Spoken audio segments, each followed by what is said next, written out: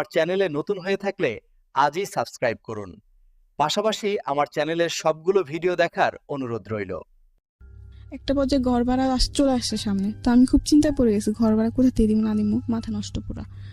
তো ওদিন আমাকে ও একটা ওর বন্ধুকেও নাম্বার দেয় আমার, ওর বন্ধু আবার আমাকে একটা অফার দেয়, হ্যাঁ তুমি আসো, ঠিক আছে তুমি আসো, তুমি পরে এসে টাকা নিয়ে যাও। আচ্ছা।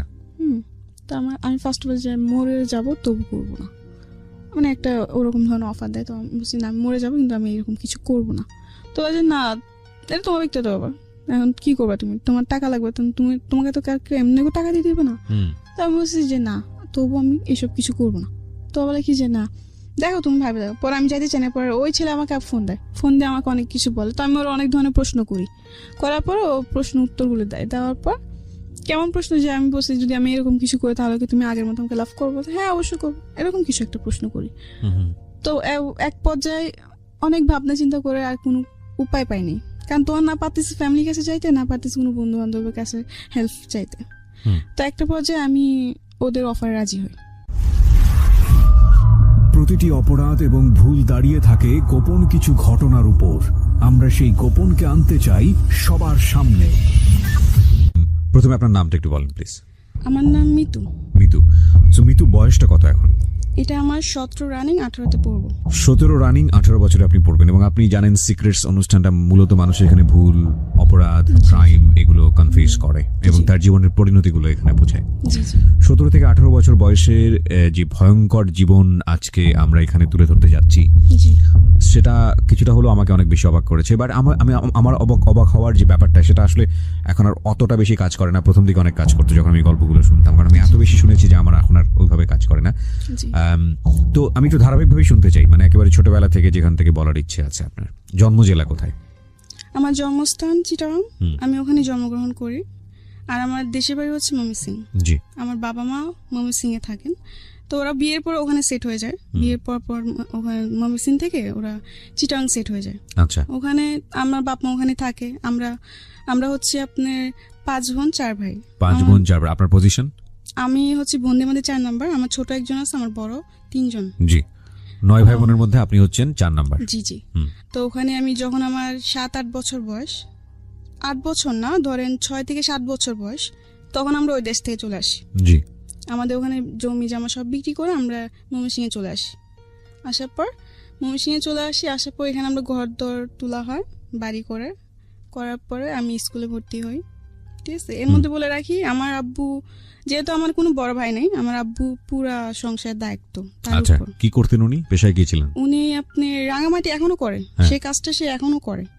রাঙামাটি হচ্ছে আপনি পাহাড় থেকে পাহাড়িরা বাঁশ কেটে দিবে, ওই বাঁশটা নিচে নামায় ট্রাকে ভরে এটা মানে বিভিন্ন জায়গায় পাঠানো হয়। আচ্ছা, এই কাজটাই মূলত করেন? হ্যাঁ, আমার বাবা এটা করে। আর এতে তার রোজ ইনকাম হচ্ছে আপনার 1000, 1200, 1500 টাকা রোজ ইনকাম হয়। ঠিক মতো করতে পারলে, তুমি না করতে পারে তাহলে খুব কম হয়। আচ্ছা। তো এই দিয়ে আমার ফ্যামিলি সংসার চলে আর কি। তো আমার বাবাও তো এত বড় সংসার, আমরা 9 ভাই বোন, ধরতে 11 জন টোটালি ফ্যামিলিতে। তো যাই হোক, টোটালি ফ্যামিলিতে 11 জন। তো আমার যিনি বড় বোন, ঠিক আছে, সে আব্বুর উপর পুরা চাপটা পড়ার কারণে দেখা যাচ্ছে হয় না, খুব কষ্ট করে সংসার চলে, এমনকি খুব প্রবলেমের মধ্যে যেতে হয়। ঠিক মতো খাওয়া দাওয়া খেতে পারে না বা ওষুধপত্র খেতে পারে না আম্মু। তো আমার বোন বলে যে বাসা বাড়ি চাকরি করবে, কাজ করবে সে। তো আমার বোন অনেক ছোট থাকতে বাসা বাড়ি কাজে করে। যখন মাসে 100 টাকা ছিল তখন থেকে আমার বড় বোন বাসা বাড়ি কাজ করে। জি। আর আমার বড় বোনের পরে উনি যিনি ছোট ছিলেন তিনিও চলে যায়। আচ্ছা। তারপরেও আমার বড় যিনি তিনিও চলে যায়। এতে আমার মানে সবাই কি কাজের বাড়িতে গিয়ে যে না মানে একটা বাসায় থাকে। আচ্ছা, একটা বাসায় থেকে কাজ করতো? হ্যাঁ, কাজ করতো। আর খাওয়া দাওয়া সব ওদের উপর ছিল। ওকে। মাস শেষে যে স্যালারিটা দিত এটা বাড়িতে পাঠিয়ে দিত। তো এমনি করে আমাদের সংসার চলে। তখন তো আমি অনেক ছোট, আমি পড়াশোনা করছি স্কুলে। তো যখন আমি স্কুলে যেতাম, পড়াশোনার সাথে সাথে আমার ফ্যামিলি অনেক দায়িত্ব ছিল, যেহেতু আমি বোনদের মধ্যে বড় ছিলাম। আমার 3 বোন তো ঢাকায় শহরে থাকতেন, চিটাগাংয়ে থাকতেন তারা। আমাদের অনেক ঋণ ছিল, মানে ধার করে অনেক জনের থেকে টাকা নেওয়া হতো।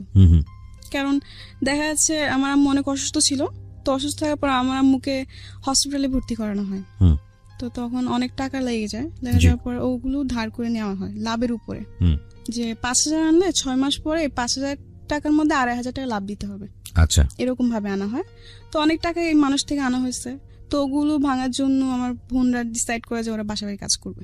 তো স্কুলে যেতাম, তখন স্কুলে বসে বসে দেখতাম মাদ্রাসার মানুষ যেত, মানে মেয়েরা যেত বোরকা পরে, হাতে টিফিন কানি বাটি নিয়ে। তো আমার খুব ইচ্ছে হতো আমিও যদি যেতাম এভাবে, তো কত ভালো হতো। আমার স্বপ্ন ছিল, আমার ছোট থেকে একটা স্বপ্ন যে আমি পড়াশোনা করবো, কিছু একটা হব, নিজের পায়ে দাঁড়াবো। আমি পড়ার দিকে মানে পড়ার দিকে আরবি বলেন বাংলা বলেন দুই দিক থেকে ভালো ছিল। এগুলো খেয়াল রাখবেন প্রিয় শ্রোতা, একটা শিশু কোমলমতি মন নিয়ে পৃথিবীতে আসে এবং সব ভালো ইন্টেন্স গুলো নিয়ে দুনিয়াতে আসে।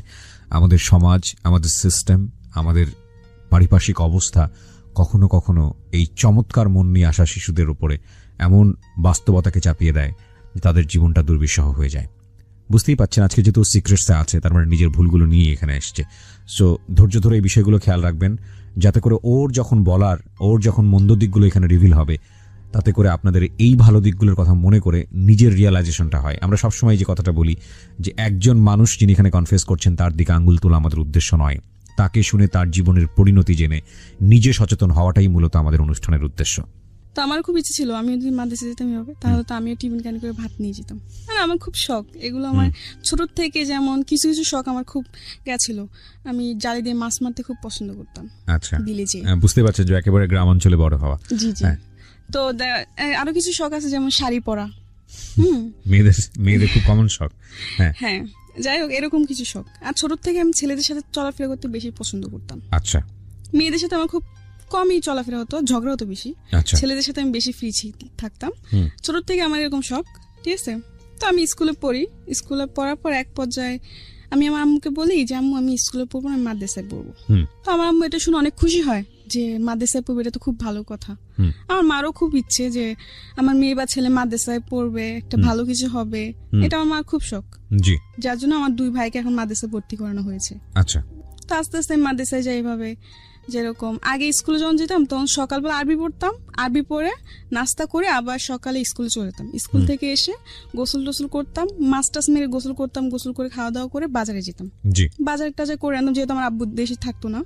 আমার আব্বু মাসে 2-3 মাসে একবার আসতেন এরকম ভাবে, আর টাকা পাঠাই দিত। আচ্ছা, আমার বোনরাও টাকা পাঠিয়ে দিত, আর ফোনে কথা হতো। তো এমনি করে সব দায়িত্ব আমার দেখতে হতো, যেমন সবকিছু মাছ মারা থেকে শুরু করে লাকড়ি আনা, তারপর বাজার টাজার সম্পূর্ণ সবকিছু আমি করতাম। বিলে যাওয়া, মরিচ তোলা, যেটা আমার গ্রামে যাওয়ার মানুষ যারা করে আর কি, ঠিক আছে। তো একটা পর্যায়ে আমার আব্বু অসুস্থ হয়ে পড়ে, আমার 2 বড় বোনের বিয়ে হয়ে যায়। আচ্ছা, 2 বড় বোনের বিয়ে হয়ে যাওয়ার পরে আমার বড়জন একজন থাকে, ঠিক আছে, একজন বাসায়। তখন তো খুব আপনি অল্প টাকা হতো, এখন যেরকম একটা বাসায় কাজ করলো 7,000-8,000 টাকা বেতন দেয়, কিন্তু তখন তো আর এটা ছিল না। 2-3 হাজার টাকা পেতো, এতে তো আমার বোনেরও খরচা ছিল, এই কামাই দিতে হতো না। কারণ দিনে আব্বুরও বয়স হইতেছে, আব্বু তো আগের মতো সেই রোজ কামাই করতে পারে না। জি। তো যাই হোক একটা পর্যায়ে দেখলাম আব্বু অসুস্থ হয়ে পড়ে, আমার ফ্যামিলিতে খুবই একটা খারাপ সময়, ঠিক আছে। আমার বোনের টাকা দিয়ে আমাদের ফ্যামিলি চলে না, সংসার চলে না। আমার আম্মু তো হাই প্রেশারের রোগী, তো একটু টেনশন করলেই দেখা যাচ্ছে উনি অসুস্থ হয়ে পড়ে। আচ্ছা, অনেক জরুরত হয়, উনি শরীরটা খারাপ হয়ে যায়। আচ্ছা, তো এরকম আর কি, বেশি টেনশন করতে পারে না কিছু নিয়ে, আর খুবই কষ্ট করে আমার মা। দেখি যে ঠিক মতো ওষুধ না খাওয়ার ফলে আমার মা খুবই অসুস্থ হয়ে পড়ে। তো এগুলো দেখতে আমার ভালো লাগতো না, যেহেতু ছোট থেকে আমি খুব মানে আমার মানুষের প্রতি মায়াটা অনেক বেশি। তো আমি পড়াশোনা করতাম আর এগুলো দেখতাম, ঠিক মতো মাদ্রাসা খাবার নিতে পারতাম না, খাবার কষ্ট করতাম, তো আমার ভালো লাগতো না। ঈদ আসতো একটা ভালো জামা পড়তে পারতাম না, কারণ দিতে পারতো না, ক্ষমতা ছিল না, টাকা পয়সা নাই, কেমনে দিবে। যাই হোক পরে এরকম একটা পর্যায়ে অনেক সমস্যা হয় ফ্যামিলিতে। তো আমি বলি কি আমি পড়াশোনা করবো না, আমি মাদ্রাসা পড়বো না, আমি ঢাকা চলে যাবো, আমি বাসায় বাসায় কাজ করবো, এতে তো একটু হলেও সমস্যা কমবে। তো আমার আম্মু বলছে না দরকার নেই, দরকার বলে সারাদিন একবার খাবি, তবু মাদ্রাসায় পড়। আচ্ছা, পড়লে তোরই ভালো। মেয়ে যদি মাদ্রাসায় পড়ে বা একটা ছেলে যদি মাদ্রাসায় পড়ে আলিম হতে পারে, আজ যদি মরে যায় তো আল্লাহর কাছে অন্তত জবাব দিতে, অনেক কিছু বলে আমাকে। বলার পর আমি বলছি না আমি পড়বো না। ছোট থেকে খুব শখ যে মানে 3 তলা 4 তলা বিল্ডিং দেখবো, দেখি নাই কোনোদিন, ঠিক আছে। আমার খুব শখ ছিল, এই ঢাকায় আসা আমার খুব ইচ্ছে ছিল ছোট থেকে। ওকে, এক পর্যায়ে আপনি রাজি করেন? হ্যাঁ, এক পর্যায়ে আমি রাজি করি আম্মুকে। তো আমাদের গ্রামে একটা আন্টি ছিলেন, সে আবার বাসা বাড়িতে মেয়ে দিত নিয়ে। আচ্ছা, কাজের মেয়ে দিত। হ্যাঁ, কাজের মেয়ে দিত। তো আমার আম্মু এক পর্যায়ে ওই আন্টির সাথে কথা বলে, বলার পর আন্টি এরকম এরকম তারিখ বলে যে এরকম এই তারিখে নিয়ে যাব সকালে। আমি তো খুশি, আমি ঢাকা যাব, আমার এতদিনের স্বপ্ন পূর্ণ হবে। যাই হোক ঢাকায় আসলাম, বাসা বাড়িতে গেলাম। ফার্স্টে মন বসতো না, খালি কান্না করতাম। তখন আমি ছোট ছিলাম, তখন আমার বয়স ছিল 10 বা 11-র মধ্যে, এরকম কিছু একটা বয়স। ঠিক আছে, কাজ করতে করতে কান্না করতাম, বা কাজ সেরে কান্না করতাম, রাত্রে ঘুমাইতাম না, কান্নাকাটি করতাম। তো এমনি আস্তে আস্তে কান্নাকাটি করতে করতে একসময় আমার মন বসে যায়।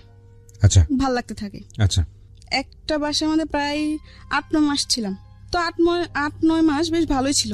ঠিক আছে, একটা পর্যায়ে দেখি যে বাসায় থাকি ওই বাসার আন্টি খুব চিল্লাপাল্লা করে, বা সাধারণ কিছু নিয়ে বকাঝকা করে, সন্দেহ করে। আর ওই বাসাটা আমাদের কিরকম ছিল যে উনিরা আবার, ওরা গ্রামেরই, ঢাকার মিডিল ক্লাস ফ্যামিলি, বেশি বড় লোক না ওরা। খুব ওদের মার্কেটে একটা দোকান ছিল, ওটা দিয়ে আর কি চলতো। তো ওদের বাসায় আমি কাজ করতাম, তখন আমার বেতন ছিল মাত্র 1500।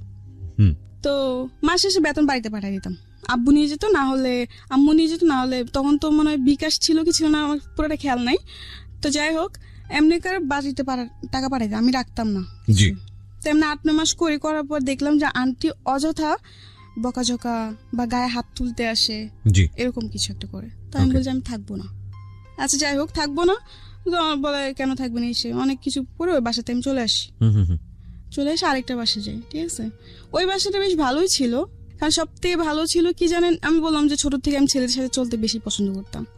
ঠিক আছে, তো ওই বাসায় যে বাসায় গেছি নেক্সট টাইম, ওই বাসার মধ্যে আমার সমান 2টা মেয়ে ছিল, আরেকটা ছেলে ছিল। তারা আন্টির 3জন সন্তান বাচ্চা ছিল। ঠিক আছে, 2টা মেয়ে 1টা ছেলে। ছেলেটা ছোট, মেয়েগুলো আমার সমান। তো ওদের সাথে খেলাধুলা করতাম, কাজ সেরে, আর আমাকে খুব আদর করতো। আর ওখানে একটা ছেলে ছিল, ছেলেটার নাম বলতে চাচ্ছি না, বাট বাড়িওয়ালার ছেলে। কিন্তু কোনোদিন আমাকে ওরকম নজর দেখে নাই, কাজের মেয়ে নজরে দেখে নাই। ভাবতো যে আমিও ওদের একটা ফ্যামিলি মেম্বার, ফ্যামিলির মতো দেখতো। যাই হোক, তো ওদের সাথে খুব ভালো সময় কাটে। আস্তে আস্তে ওখানে বেশ অনেকদিনই ছিলাম। ঠিক আছে, তো একটা পর্যায়ে ওই বাড়ির যে মানে আঙ্কেল, আমি উনিকে আবার আঙ্কেল আন্টি বলতাম। ঠিক আছে, আঙ্কেল একটা পর্যায়ে দেখি কি যে কিরকম জানি একটু অদ্ভুত টাইপের ব্যবহার করতে থাকে। আপনার বয়স তখন কত? তখন আমার বয়স 10 থেকে 11। 10 থেকে 11, ওকে। তো এত কিছু বুঝতাম না তখন। আমি দেখলাম কয়েকদিন যাওয়ার পর, কয়েকদিন কিছু না, সবকিছু একদম ঠিক, আমি অনেক হ্যাপি। সবার সাথে খুবই মিলেমিশে চলছি, খাওয়ার সময় খাইতেছি, আবার টিভি দেখার সময় মানে খুবই, মানে আমি মনে করতাম কি যে সময়টা আমি আমার গ্রামে পার করতে পারি নাই এত হাসি মজা করে, এটা আমি এখানে করতেছি। যাই হোক, একটা পর্যায়ে দেখি যে আঙ্কেল একটু অন্য টাইপের হয়ে গেছে। এরকম যে মানে রাত্রে দেখি রুমের পাশে এসে দাঁড়ায় থাকা, বা রাত্রে ঘুমানোর পরে আর কি। ঠিক আছে, তো আমার একটা অভ্যেস কি ছিল, আমি টিভি দেখতাম।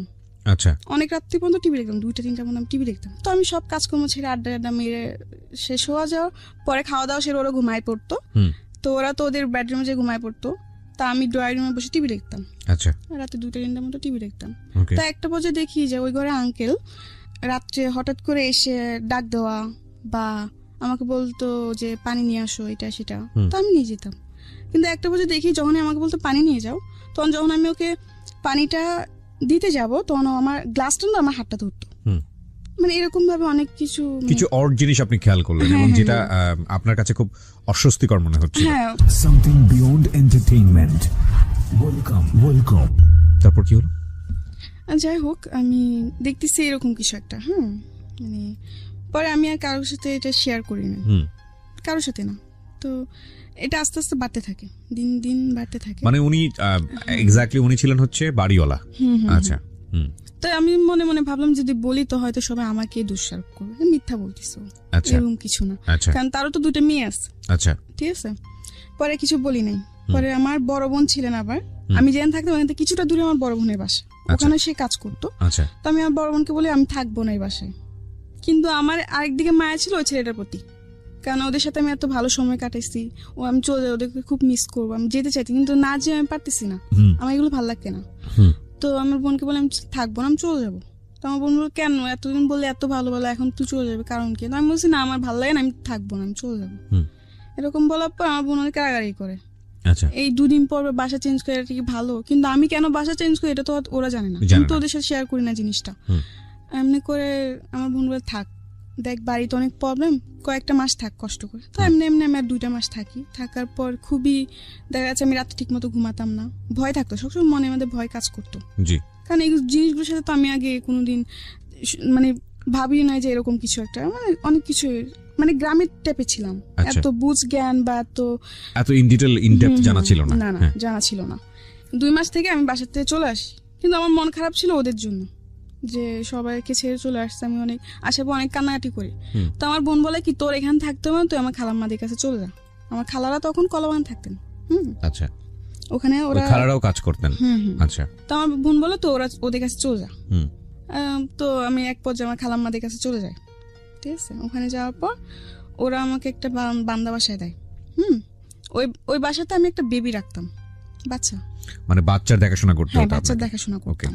তো যখন আমি যাই তখন ওর বাচ্চার বয়সটা ছিল আপনার 2 থেকে 2.5 মাস, অনেক ছোট। আর ওর বাপ মা দুজনে চাকরি করতেন, চাকরিজীবী ছিলেন, হাজবেন্ড আর ওয়াইফ। আমি ওই বাচ্চা দেখাশোনা করতাম ছোট থেকেই, ওকে খাওয়ানো দাওয়ানো সবকিছুই আমার দায়িত্ব ছিল, গোসল থেকে নিয়ে ঘুম পাড়ানো। তো বাচ্চার বয়স কত ছিল? ওই যে বললাম 2.5 মাস। 2-2.5 মাসের বাচ্চার পুরো দায়িত্ব আপনার উপর? হ্যাঁ, আমার উপর। তখন আপনার বয়স কত?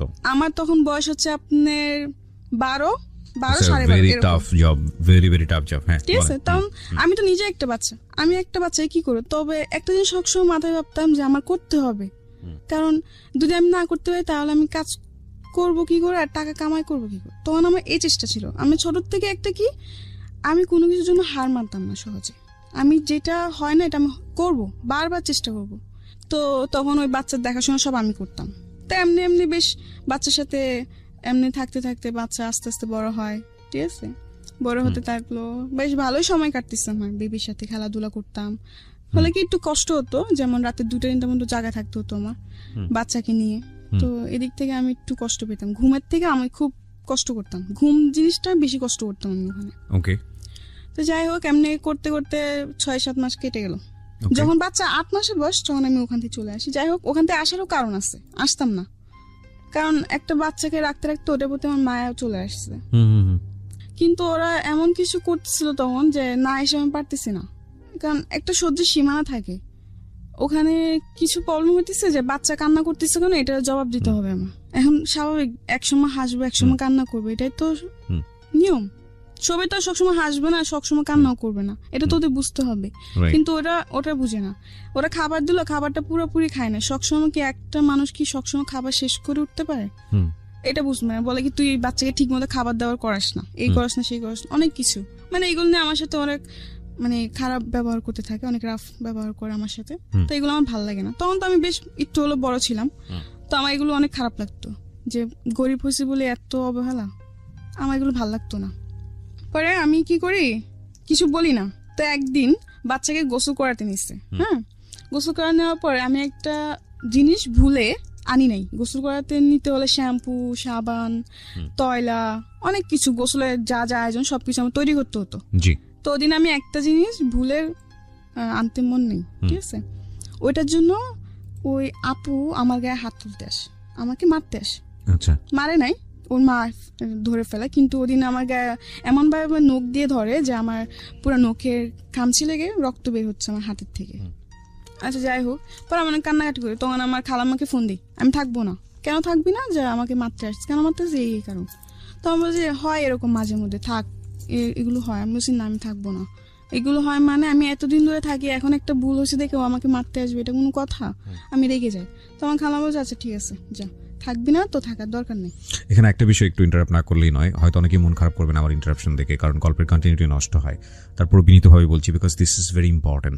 ছোট বাচ্চা যেসব কাজের লোক যারা টেক কেয়ার করে, তাদের কিন্তু শুধু ছোট বাচ্চার হ্যাসেলটা নিতে হয় না, আরেকটা ভয়াবহ রকমের হ্যাসেল আছে, সেটা হচ্ছে এই মায়ের হ্যাসেল। এই কারণে বলছি যে মা যদি প্রথম সন্তান হয়ে থাকে, খুব কনসার্ন থাকে তার উপর, বাচ্চাটার উপরে, এক। আর 2 নম্বর হচ্ছে মেডিকেলি আপনারা যদি যোগাযোগ করেন তাহলে দেখবেন ওই সময় শরীরে একটা হরমোন থাকে মায়েদের শরীরে, যেটা তাদের অনেক বেশি অ্যাংরি রাখে, অনেক বেশি রাগান্বিত রাখে। সো পান থেকে চুন খসলেই দেখবেন যে অনেক বেশি মেজাজ করছে। তো ওই হ্যাসেলটাও কিন্তু ওই কাজের লোকের উপরে গিয়েই পড়ে। সুতরাং বুঝতেই পারছেন ইটস এ ডিফিকাল্ট জব। আমরা মাদেরকে নিয়ে কথা বলি, কিন্তু যখন এটা ডাইভার্ট হয়ে কাজের মানুষের উপর চলে যায়, তখন কিন্তু সেটা আরও ভয়ানক আকার ধারণ করে। এবং 12-13 বছরের ছোট্ট একটা কাজের মেয়ে, তার কিন্তু এই জিনিসটা বোঝার বিষয় না। সো খুব স্বাভাবিকভাবেই তার উপরে হ্যাসলটা অনেক বেশি হয়, যেটা ওর জায়গা থেকে কিছুটা হলেও আমার কাছে মনে হচ্ছে যে এরকম হলেও হতে পারে। হ্যাঁ বলেন তারপর। পরে আমার খালাম্মাকে আনার পর আমার খালাম্মা বলে থাক, তার বলছি না আমি থাকবো না, আমার এগুলো ভালো লাগে না, আমার বাচ্চা রাখতে খুব কষ্ট হয়, আমার ঘুমের খুব কষ্ট হয়, আমি দেখা যাচ্ছে বাচ্চা রাখতে রাখতে বিকাল 4টা-5টা হয়ে যায়, আমি দুপুরে খাবার খেতে পারি না, বাচ্চা ঘুমালে তবে আমার খেতে হবে, ঠিক আছে। এখন বাচ্চা না ঘুমালে এমনও দিন যায় 4টা-5টা বাজে আমি দুপুরে খাবার খেতে পারি না। আবার বোর সকালবেলা উঠতে হয়, রাত 2টা-3টা বাজে শুয়ে আবার বোর 6টা-7টার সময় উঠা অফিসে যাবে, তো সবকিছু তৈরি করতে এমনি আমার খুবই কষ্ট হয়ে যায়, আমি অসুস্থ হয়ে পড়তেছিলাম। তো এমনি বললো আচ্ছা ঠিক আছে আর একটা মাস থাকতো, আরেকটা বাসা দেখে তখন নিয়ে যাবো তোকে। তো আমি বলছি আচ্ছা ঠিক আছে। তো এমনি বলে আপুদের সাথে কথা বলে আমার খালাম্মা যে ঠিক আছে তোমরা একটা নতুন মানুষ দেখে নাও, আমার বোনজি থাকবে না, তো ওকে আমরা 1 মাস পর নিয়ে যাবো, তোমরা 1 মাসের মধ্যে আরেকটা মানুষ নিয়ে নাও। তো আচ্ছা ঠিক আছে। তো ওখান থেকে আমি চলে আসি, চলে আসার পর আমি আরেকটা বাসে যাই, ঠিক আছে। ওখানে যাওয়ার পরে ওখানে আপনি ছিল হচ্ছে আঙ্কেল আন্টি 2জন জব করতো, উনি 2 মেয়ে ছিল, 2 মেয়ে থেকে 1 মেয়ে বিয়ে হয়ে পড়ে শ্বশুর বাড়িতে, আরেক মেয়ে ভার্সিটিতে পড়ে, আচ্ছা কলেজে পড়ে। তো আচ্ছা ওখানে বেশ ভালোই কাটতেছে সময়, কিন্তু একটা পর্যায়ে আবার সে একই প্রবলেম লক্ষ্য করলাম যে আঙ্কেল একটু মানে তার নজর একটু অন্যরকম হয়ে গেছে। তখন আপনি মোটামুটি বোঝেন যাদের ব্যাড ইন্টেনশন আছে, আপনি এটা তখন মোটামুটি বোঝেন, হালকা হলে বুঝি। আচ্ছা তো যাই হোক, পরে ভাল লাগে না, এই তখন মনে মনে বলি যে আমি যেখানে যে আমার কপালে কি এগুলোই মিটে, এগুলোই জুটে, আমার কি একটা ভালো বাসা হবে, জুটবে না কপালে, এগুলো বলে কান্নাকাটি করতাম আর কি। তো আবার বলে আমি থাকবো না, ঠিক আছে। তো এক পর্যায়ে আমার খালাম্মার রাগারাগি করবে, থাকবে না মানে রোজ রোজ বাসা পাল্টানো, কয়েকদিন পর বাসা পাল্টানো, এগুলো মানুষ ভালো বলে, এই সেই অনেক কিছু বললো। তো আমি বলছি না আমি থাকবো না, যে আমি আর বান্দা বাসা চাকরি করবো না, এক পর্যায়ে বলে আমি বান্দা বাসা চাকরি করবো না। তো বলে তো করবি না তো কি করবি, তো আমি বলছি আমি চাকরি করবো। তুই তোকে এখন কে চাকরি দিব? আমি বলছি কে চাকরি দিব মানে, মানুষ কি চাকরি করে না, আমিও চাকরি করুম, আর না হলে আমি রাত্রে কোনো বাসে থাকুম না, আমি সারাদিন কাজ করুম, রাত্রে হলে চলে আসবো। এরকম ভাবে অনেকজন এখনো করে, তো ওরকম ভাবে আমি বললাম যে করবো। তো আমার খালামা ফার্স্টে রাজি হয় যে না ও, তো আমার খালামা বলে কি ও সারাদিন কাজ করে ঘুরবি ফিরবি, বাইরে বাইরে ঘুরবি, এগুলো করতে চাস তোরা, এসে অনেক কিছু বাজে বাজে কথা বলে। তো আমি বলি যে না আমি কাজ করব, এতে আমি কোনো শয়তানি করবো না, তোমাদের কথা মতো আমি চলবো। তো আমার খালামাকে বলো ফার্স্টে রাজি হয় না, পরে অনেক জোরাজুরি করে আমি রাজি করাই, ঠিক আছে। তো আমি চলে যাই, ওই বাসার থেকে চলে যাই, যাওয়ার পরে একটা বাসা নিই, সারাদিন থাকি, রাত্রে চলে আসি। ওখানে আপনি হচ্ছে রান্না বান্না, তো আমি তো ছোট ছিলাম, আমি রান্না বান্নাটা বুঝতাম, কিন্তু আমার চেষ্টা ছিল আমি করবো, আমি শিখবো, না শিখলে আমি ভবিষ্যতে রান্না করবো কি করে, আমার এটা ভাবনা ছিল। তো আচ্ছা ঠিক আছে, তো ফার্স্টে গেছি, ওই ঘরে আন্টি দেখাই দিত, ঠিক আছে। ওই ঘরে আন্টি আবার নিয়মটা হচ্ছে কি, উনিও জব করতো, বাট উনি হাজবেন্ডের সাথে উনি ডিভোর্স হয়ে যায়, আচ্ছা ঠিক আছে। ডিভোর্স হয়েছে, উনি 2টা মেয়ে থাকে, ভালোই 2টা মেয়ে খুব ভালো, অনেক ভালো ছিল। তো ওখানে আমি রান্না বান্না করি, তা একটা পর্যায়ে দেখতেছি রান্না বান্নার, হ্যাঁ ওখানে আমি একটা জিনিস লক্ষ্য করে ওখান থেকে চলে আসা একটাই কারণ, ঠিক আছে। আমি যেটা সত্য কথা, আমি যে আন্টি বাসে থাকতাম সে আন্টি একটু ব্যবহারটা অন্যরকম ছিল, আচ্ছা ঠিক আছে। যেহেতু উনি হাজবেন্ড থাকতেন না, উনি যে ডিভোর্স হয়ে যায়, কিন্তু আন্টির সাথে উনি হাজবেন্ড কোনো সম্পর্ক ছিল না, কিন্তু মেয়েদের সাথে ওর বাবা তো কথা বলবেই। তো যাই হোক, তো একটা বছর দেখি কি যা আন্টির বাসায় প্রতিদিন একটা লোক আসে, কিন্তু যখন আমি প্রশ্ন করলাম কে ওদের মেয়েকে, তখন বলে যে জানি না আঙ্কেল, ঠিক আছে। কিন্তু আচ্ছা যখন ওরা মেয়েরা বাসায় থাকতো না, তখন ওই আঙ্কেল রাত্রে আসতো, রাত্রে আসে সারা রাত থেকে সকালে যেত। তো এগুলো আমার ভাবাতে লাগলো কি ব্যাপার, উনি আসে কিছু না, আবার আন্টির রুমে থাকে। যাই হোক এরকম ভাবে ওরা আঙ্কেলটা আসে, ঠিক আছে।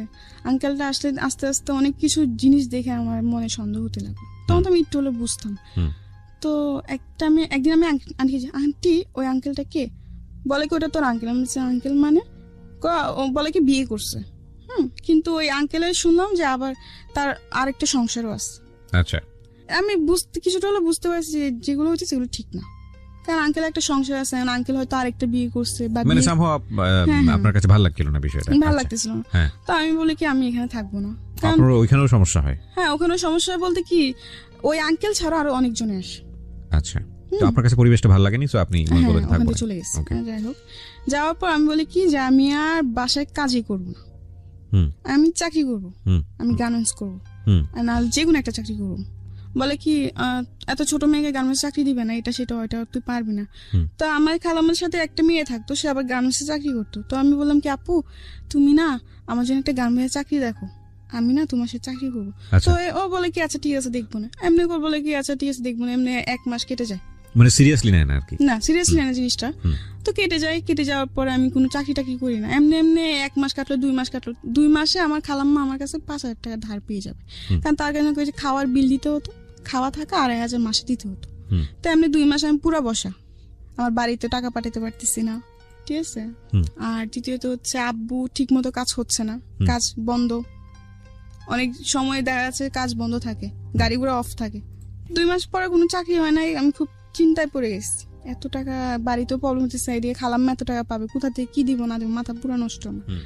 তো একটা পর্যায়ে একটা হসপিটালে চাকরি আসে, মানে হসপিটালে দেখাশোনা করার জন্য এরকম একটা চাকরি আসে। তো আচ্ছা আমি কাগজপত্র জমা দিই, আমার জমা নিয়ন্ত্রণ কার্ড ওখানে জমা দিই, আমি তো খুশি যাই হোক একটা তো কাজ পাইছি। তখন ওখানে স্যালারি ধরছে আপনি 10,000, আমি তো আরো খুশি, যাই হোক 10,000 টাকা স্যালারি পর মাসে 5,000 টাকা বাড়িতে পাঠিয়ে দিব, আর 5,000 টাকা আমার নিজের জন্য রাখবো, আমি বেশ ভালোই। তো ঠিক আছে, ওখানে জবটা নিচ্ছে হয়েছে 8 ঘন্টা করে ডিউটি। আচ্ছা।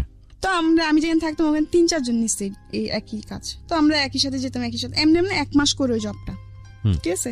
করার পরে বাড়িতে বেশি প্রবলেম ছিল, তো 1 মাসে যা কামাই করছি ওই টাকাতে বেশিরভাগ আমি বাড়িতে পাঠিয়ে দিছি। পরে আমার কাছে ফোন ছিল না, তো একটা ফোন কিনলাম, তো এতে তো আমার খালাম্মার টাকা দেওয়া পড়ে নাই। তো এই 3 মাসের মধ্যে কত টাকা জমে গেছে। এরপরে একটা প্রবলেম কেন, ওই চাকরিটা চলে যায়, আমি ছাড়ি না চাকরিটা, মানে যারা এটা কিন্তু একটা আপনি একজনের ডিলের মাধ্যমে এটা আনা হয়, ঠিক আছে, বিভিন্ন জায়গায় দেয় কি লোক। তো ওদের মধ্যে একটা কি জানি প্রবলেম হওয়ার কারণে আপনার চাকরি চলে যায়। হ্যাঁ, আমরা সবার চাকরি চলে যায়, যাদেরকে চাকরি দিয়েছিল তাদের সবার চাকরি চলে যায়। তো এখন আমি আবার বসা, ঠিক আছে। আবার বলে রাখি এই চাকরির মাধ্যমে, ঠিক আছে, একটা ছেলের সাথে আমার পরিচয়, ওই যে বললাম ফোন কিনছি, ঠিক আছে, ফোন কেনার পর টাচ ফোনে কিনছি কম দামি আর কি, ফোন কিনছি, পর আমার ফোনে প্রবলেম, আমি কারণ বাজার নিয়ে গেছি, ছেলেটার দোকানটা কারণ বাজার, ফোন সার্ভিসিং এ করা, আবার দেখা যাচ্ছে ফোনে গান টান লোডও দেয়, এরকম একটা। তো ওই ছেলের কাছে যাই, ঠিক আছে। তো ওদিন টাচ ফোন মেমোরিতে প্রবলেম, সেটে ফ্ল্যাশ দিতে হবে, পুরা সেট বাইরে সেগা হয়ে গেছে। তো ওদিন আমার কাছে টাকা শর্ট ছিল, 250 টাকা না ফ্ল্যাশে ছেলেটা। তো যাই হোক ওই ছেলেটা কি করলো, আমার ফোন টোন পুরো ঠিক করে দিচ্ছে, ঠিক আছে। তো আমার কাছে টাকা পাবে হচ্ছে 450 টাকা পাবে, কিন্তু ওদিন আমার কাছে টাকা ছিল হচ্ছে 200। আচ্ছা। তো এখানে আরো অনেক টাকার পার্থক্য না। তো আমি ওই ছেলেটাকে বললাম কি আছে ভাইয়া শুনেন, আমি তো পুরো টাকা আনি নাই, আপনি ছেলেটাকে ফার্স্ট টাইম বলছি দেখেন ভাইয়া এত কিছু করতে হবে না, জাস্ট আপনি আমার ফোনটা ঠিক করে দেন হালকা ভাবে, যেন আমি কিছু চলতে পারি, পরে আমি ঠিক করবো, আমার কাছে টাকা নাই বেশি। তো ছেলেটা বললো কি সমস্যা না, আমি আপনাকে ঠিক করে দিই, আপনি পরে যে পরে টাকা দিয়ে দিন, এমনি বলে কি। পরে আমি নাম্বারটা দিই, নাম্বারটা দেওয়ার পর আমি বাসায় চলে আসি, আসার পর 2 দিন পর ছেলেটা আমাকে ফোন দেয়, ছেলেটা ফোন দেওয়ার পর আমাকে ভালো মন্দ জিজ্ঞাসা করে, আমি কে এরকম, তো পরিচয় দেয় আর কি। তো আমি বলছি আচ্ছা, তো আমি বললাম হ্যাঁ আমি ভালো আছি, এমনি আস্তে আস্তে ফোন দেয়, ঠিক আছে। তখন আমি কোন ছেলের সাথে কথাবার্তা বলতাম না, আমি আমার গ্রামে একটা ছেলেকে লাইক করতাম, আচ্ছা আচ্ছা, পছন্দ করতাম আর কি, ওকে, কিন্তু কোনদিন প্রকাশ করি নাই। তো যাই হোক ওই ছেলেটা আমাকে ফোন দিতে থাকে এমনি আস্তে আস্তে, তো আমিও কথাবার্তা বলতে আমার খুব ভালো লাগতেছিল তখন। তো আমার কিছু অতীত আছে, এগুলো আমি বলি সকলের সাথে। অতীত বলতে মানে আপনি কিছু ঘটনা ছেড়ে আসছেন? হ্যাঁ, কিছু ঘটনা আমি ছেড়ে আসছি, ওই ঘটনাগুলো আমি বলতে চাই। ওকে প্রিয় শ্রোতা, আমরা একটু ফ্ল্যাশব্যাকে যাচ্ছি। আমরা একটা জায়গায় আছি, সেটা হচ্ছে এই ছেলেটার সঙ্গে মূলত এর পরিচয় ফোনের মাধ্যমে, যে ছেলেটার নামও বলেনি, প্রয়োজন হলে আমরা পরে জিজ্ঞেস করব। এই ঘটনার আগে কিছু ঘটনা আছে ওর জীবন ইম্পর্টেন্ট, যেটা আপনাদের জানা প্রয়োজন, সেই ঘটনায় আমরা আপনাদেরকে নিয়ে যেতে চাই।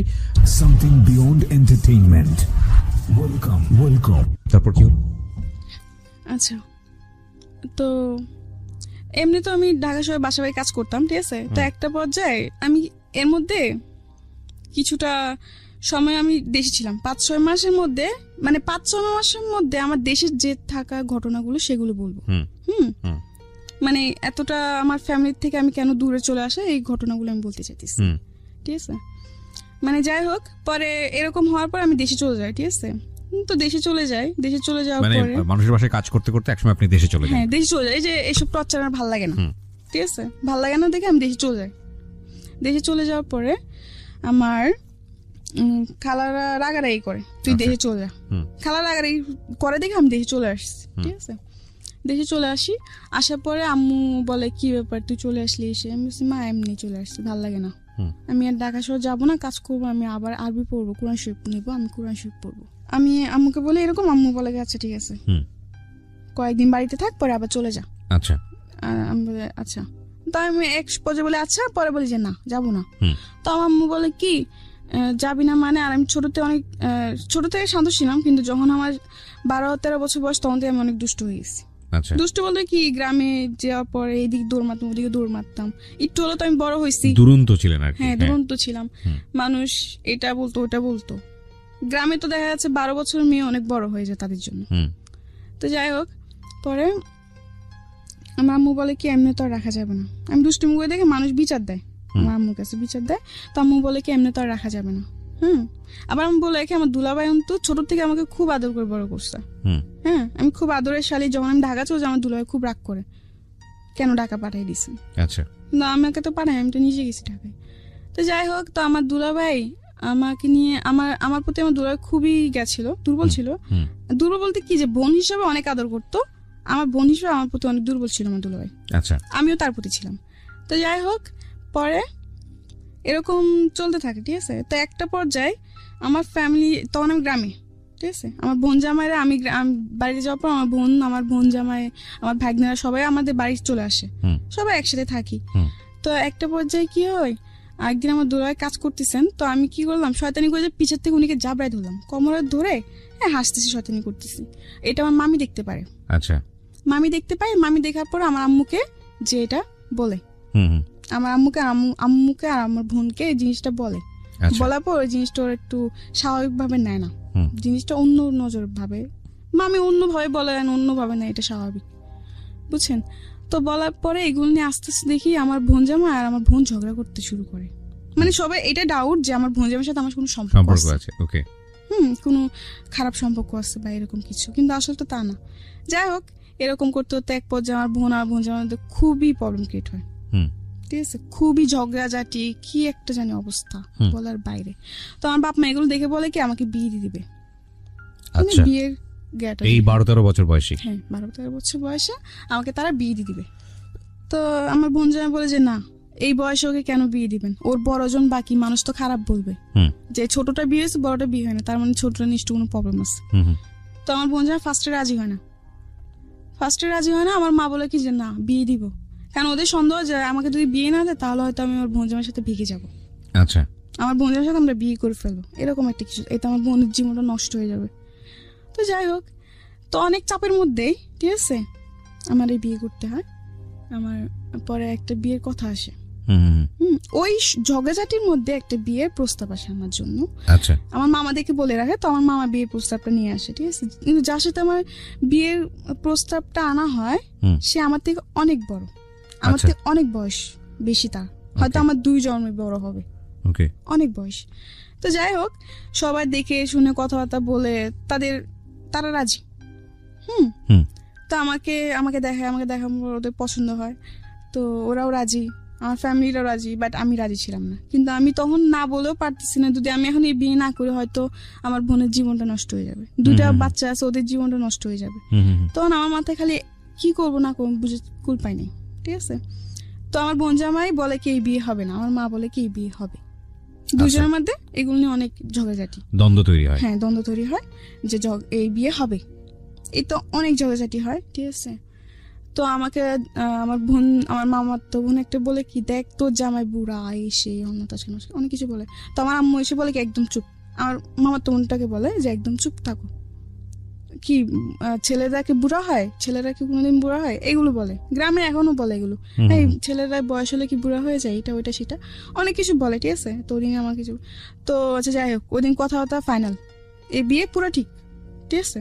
আমার তো একবার জানার চেষ্টা করেন যে আমি এই বিয়েতে রাজি কিনা, আর তখন রাজি না হওয়ার পর ছাড়াও তো কোনো উপায় ছিল না আমার। আচ্ছা, যাই হোক, পরে আমি এই বিয়ের জন্য আমার কথাবার্তা শেষ, বিয়ের ডেট সব ফিক্স, 1 সপ্তাহের মধ্যেই বিয়ে।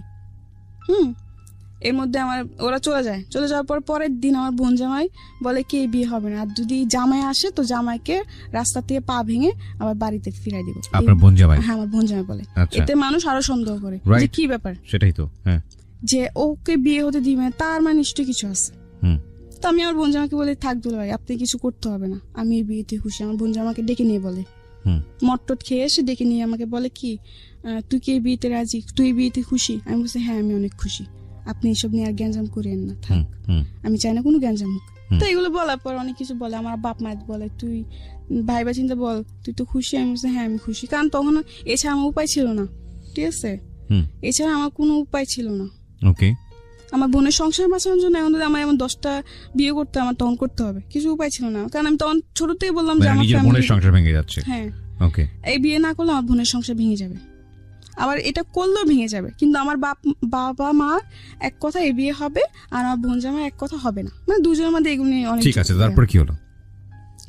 যাই হোক, পরে এই বিয়ে হয়, ঠিক আছে, কিন্তু আমার বিয়েতে কাবিন না হওয়ার কারণ হচ্ছে যে আমার বয়স হয়নি, কাবিন হওয়ার দেওয়ার মতো বয়স হয়নি, 18 বছর না হলে কাবিন হবে না। তো এমনি 2 দিন থাকে, 2 দিন থাকার পরে এখন মানুষ বলে কি যে আমার বাপ মা বলতেছে যদি এখন জামাই ফিরাই দেওয়া হয় তো মানুষ তো খারাপ বলবে, জিনিসটা মানুষ তো খারাপ বলবে যে বিয়ে ভেঙে যে তোমার মেয়ে একটা বদনাম, ওই ওদিক থেকেও বদনাম হয়ে যাবে। তো যাই হোক, কাবিন ছাড়াই বিয়ে হয়। তো ওরা বলে কি যে ঠিক আছে, যত মধ্যে মেয়ের 18 বছর পূর্ণ না হবে তো তুমি বন্ধ কাবিন হবে না, 18 বছর পূর্ণ আমরা কাবিন দিব। তো এমনি করে সবার কথার উপর বিয়েটা হয়। কত বছর বয়সে বিয়ে হলো এটা? আপনি তখন আমি 13তে পড়তেছেন এই অবস্থায়? মানে 13 শেষের দিকে, মানে 14 এরকম কিছু একটা। ওকে, বুঝতেই পারছেন ওর বয়স 17 পার হয়েছে, 18 পরেনি এখন পর্যন্ত। ওর জীবনের অনেক ঘটনা এখনো বাকি আমরা শুনবো, এবং এই বয়সে ওর বিয়ে হয়েছে। তো আমার বিয়ে হয়ে যায়, বিয়ে হয়ে যাওয়ার পর আমি শ্বশুর বাড়িতে যাই, ঠিক আছে। আবার বলে রাখি আমার হাজবেন্ডের অন্ত 6 ভাই 1 বোন, বোন মারা যায়, ওরা 6 ভাই থাকে, ঠিক আছে। তো 6 ভাইয়ের মধ্যে 2 নাম্বার ছিল, সবার বড় আমি ছিলাম। হ্যাঁ, বয়স হয়তো ছোট হতে পারি, হমদে তো সবার বড় ছিলাম, সবাই ভাবি বলতো আমাকে, কিন্তু তখন তো আমি কিছুই বুঝতাম না, গ্রামে কোনো কাজ কমে পারতাম না। আচ্ছা, রান্না বান্না কিছু, রান্না তো আমি পারতাম, কিন্তু ওটা তো লাকড়ি চুলা তো রান্না করা অনেক সহজ না, কঠিন, আগুন লেগে যাওয়ার ভয়।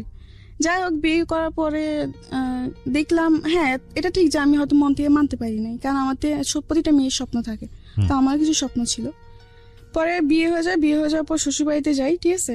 তো এমনি 1 মাস বেশ ভালোই কাটে। একটা মাস খুবই, মানে আমার আদর যত্ন কোনো দিক থেকে আমাকে সে কষ্ট দেয় নাই। আচ্ছা, ঠিক আছে। তো 1 মাস পর মেয়ে আসে, আবার বলে রাখি অন্তত 2টা মেয়ে আছে, ওই 2টা মেয়েরও বিয়ে হয়ে গেছে শ্বশুর বাড়িতে। আচ্ছা, মানে লোকটার বয়স কত থাকে তখন? তখন আপনি 40 মানে 50-এর কাছাকাছি। মাই গুডনেস, ওর হাজবেন্ডের বয়স ছিল 50-এর কাছাকাছি, এবং উনি আপনি কত নাম্বার ওয়াইফ ছিলেন ওনার? 4 নাম্বার। চিন্তা করে দেখেন অবস্থা। ওকে, বলেন তারপর। 4 নাম্বার ওয়াইফ, কিন্তু এটা কেউ জানতো না যে ওর 3টা বিয়ে করছে আগে, সবাই ফ্যামিলি কেউ জানতো না? না, সবাই এটা গোপন করছে। মাই গুডনেস, ওকে, গোপন করে কেউ জানে না, সবাই জানে যে একটা বিয়ে করছে, বউ পালায় চলে গেছে, এই জন্য সে আরেকটা বিয়ে করে, এমনি তার একা থাকা যায় না, কেউ তো দরকার। তো যাই হোক, এমনি করে বিয়েটা করে। 1টা মাস পুরোপুরি ঠিক, 1 মাস পর ওর মেয়ে আসে। তো মেয়ে আসে, আমি রান্না বান্না করি যেটুকু পারি, আমার ক্ষমতা যেটুকু আমি রান্না বান্না করি। আর আমার হাজবেন্ড একটা অভ্যেস কি ছিল, ওর মেয়ে এসে কিন্তু কোনো ছেলে সন্তান নেই। আচ্ছা, ও সবসময় খালি বলতো যে আমার ছেলে লাগবে, আমার ছেলে লাগবে, খালি ছেলে করতো। তো আমি একদিন প্রশ্ন করলাম যে ছেলে আর মেয়ে তো কেউ বানায় না, এটা তো আল্লাহ সৃষ্টি, যা সৃষ্টি যে করে তাই তো বুঝবে, তাই না? এখন তোমাকে যদি আল্লাহ ছেলে না দিয়ে মেয়ে দেয়, তখন মেয়ে হলে ভালো, আর যদি ছেলে তো আরো বেশি ভালো, মানে ওর ছেলে এরকম একটা কি জিনিস। ওকে, তো যাই হোক, ওর মেয়ে আসার পরে একটা জিনিস দেখলাম, 2-3 দিন বেশ ভালো, 2-3 দিন পরে সে একটু পাল্টে গেছে, একটু অন্যরকম হয়ে গেছে, মানে আমার সাথে বেশি কথা বলে না, ঠিক আছে। ছোটখাটো জিনিস নিয়ে রাগারাগি, চিল্লা পাল্লা, মারধর করতো। হ্যাঁ, এমনি বেশ ভালোই এরকম অত্যাচার আমার উপর চলতেছে। মেয়ে যাওয়ার পর এটা আরো বেশি বেড়ে যায়। আচ্ছা, বন্ধুদেরকে নিয়ে বাসায় মদ নিয়ে এসে আড্ডা মারা, ঠিক আছে। রাতে 2টা-3টা পর্যন্ত আড্ডা দিত, আমাকে ঘুমাতে দিত, নিজেও ঘুমাতো না, তাদের জন্য আমার বসে থাকতে হবে। এইসব আড্ডা শেষ হওয়ার পরে ও বন্ধুদেরকে বিদায় দিয়ে পরে ও ঘরে আসবে, পরে আমাকে ঘুমাতে হবে, আমি আগে ঘুমাই গেলে এটার জন্য আমাকে বকবে, আমি আগে কেন ঘুমাই যাই, এরকম ভাবে আমার উপর অনেক অত্যাচার করে সে, ঠিক আছে। এমনি প্রায় 2-2.5 মাস কাটে। আমার হাজবেন্ড বাসায় আমি 3 মাসও থাকি না, ঠিক আছে। তো 2.5 মাস পর আমি জানতে পারলাম যে আমি মা হব। মাই গুডনেস, আমি প্রেগনেন্ট, আমি মা হব। 2.5 মাস তখন আমি বুঝতে পারতাম না তখন। তো একদিন হঠাৎ করে খুব মাথা ঘুরতেছিল, মানে মাথা ঘুরতো। বুঝতে পেরেছি আপনি যেহেতু সিমটমটা বুঝতে পেরেছেন যে আপনি মা হবেন। হ্যাঁ, তারপর কি হলো? পরে ও তো খুশি। এটা সবাই জানতো না, খুব কমই জানতো, সবাইকে এতটা জানানো হয় নাই। ও খালি বলতো ছেলে ছেলে। আমি বলি যে এটা আল্লাহ যা যাই তা, এটা তুমি আর আমি সৃষ্টি করবো না যে। আর তবু আমি মেনে নিছিলাম, ঠিক আছে। যাই হোক 2.5 মাসে প্রেগনেন্ট। তো একদিন ও বাজারে যায়, ঠিক আছে। তো ওদিন আমাকে বলে কি মুরগি এনে দিচ্ছে, আমাকে মুরগি এনে লুটি বানাতে বলছে আর মুরগি রান্না করতে বলছে। তো আমি রান্না বান্না করি। রান্না বান্না করার পরে আমার যে উকিল মা, যে আমার দায়িত্ব নেই, উকিল মা যাকে বলা হয়, সে তার বাসায় যাই আমি সন্ধ্যাবেলা। রান্না বান্না সেটা আমি ভয় পেতাম, একলা করে থাকতে ভয় পেতাম, খুব ভয় পেতাম। অন্ধকার আমার পছন্দ ছিল না, অন্ধকার আমি খুব ভয় পেতাম তখন। তো যাই হোক, পরে ওদিন আমি রান্না বান্না জলদি জলদি সেরে সন্ধ্যার আগে আমি আমার উকিল মার বাসায় চলে যাই। একা বাসায় থাকতে পারতাম না। যাওয়ার পরে ওদিন ও যাদের সাথে কাজ করতো একটা লোক আসে। আসার পর অনেক কিছু বলার পর এগুলো ও শুনে, ঠিক আছে। শোনার পরেও ও আসার পর আমাকে বলে তুমি এখানে বসে বাসাতে বের না হতে। উকিল মা বলে না, আমার হাজবেন্ড বলে। বাজার থেকে এসে আমাকে বলে তোমার এখানে বসে কোথাও না যেতে, কারোর সাথে কথা বলতে দিত না, আবার কারোর সাথে দেখা করতে আমাকে দিত না। সে মানে বলতো খালি ঘরে থাকবা চুপচাপ, কারোর সাথে বেশি কথা বলবো না। তার কারণ তার থেকে মনে হতো কি যে আমাকে হয়তো কেউ যুক্তি দিবে, কুবুদ্ধি দিবে, এই সেই হয় না, বাচ্চা নষ্ট করার জন্য কুবুদ্ধি দিবে, এগুলো ভাবতো সে। ওকে, তো ঠিক আছে, এমনি কাটতে থাকলো। এর মধ্যে সে অত্যাচার করে আমাকে, যেমন সবকিছু নিয়ে, খাবার নিয়ে, গোসল নিয়ে, রাত্রে ঘুমানো নিয়েও ডিস্টার্ব করে। মানে ডিস্টার্ব বলতে কি, অত্যাচার করে ছোটখাটো বিষয় নিয়ে, জ্বালাতন। জি, মানে সবসময় একটা পুরুষ বাইরের দিকে মনোযোগ থাকতে হবে, সে ঘরের দিকে নয়। ঘরের দিকে কি মানে এই কাজটা কেন করো নাই, তুমি এটা কেন করতে পারো না। আমি বলছি আমার শরীরটা ভালো লাগে না, আমি করি না, আমি পরে করবো, এটা কেন বলছি, এটা নিয়েও সে গায়ে হাত তুলতো, এরকম আর কি। যাই হোক, তো একদিন বাজার থেকে আসার পরে যেটা বললাম আর কি, যে একজন যে সে যেখানে কাজ করে ওখান থেকে একটা ভাই এসে আমাকে অনেক ধরনের কথাবার্তা বলে যে আপনি এগুলো কেন সহ্য করেন বা এই সেই। এগুলো শোনার পরে তা আমার উকিল মার বাসায় ছিলাম, ওখান থেকে আমাকে হাতটা টেনে বাসায় আনে, আমাকে বলে ঘরে চলো।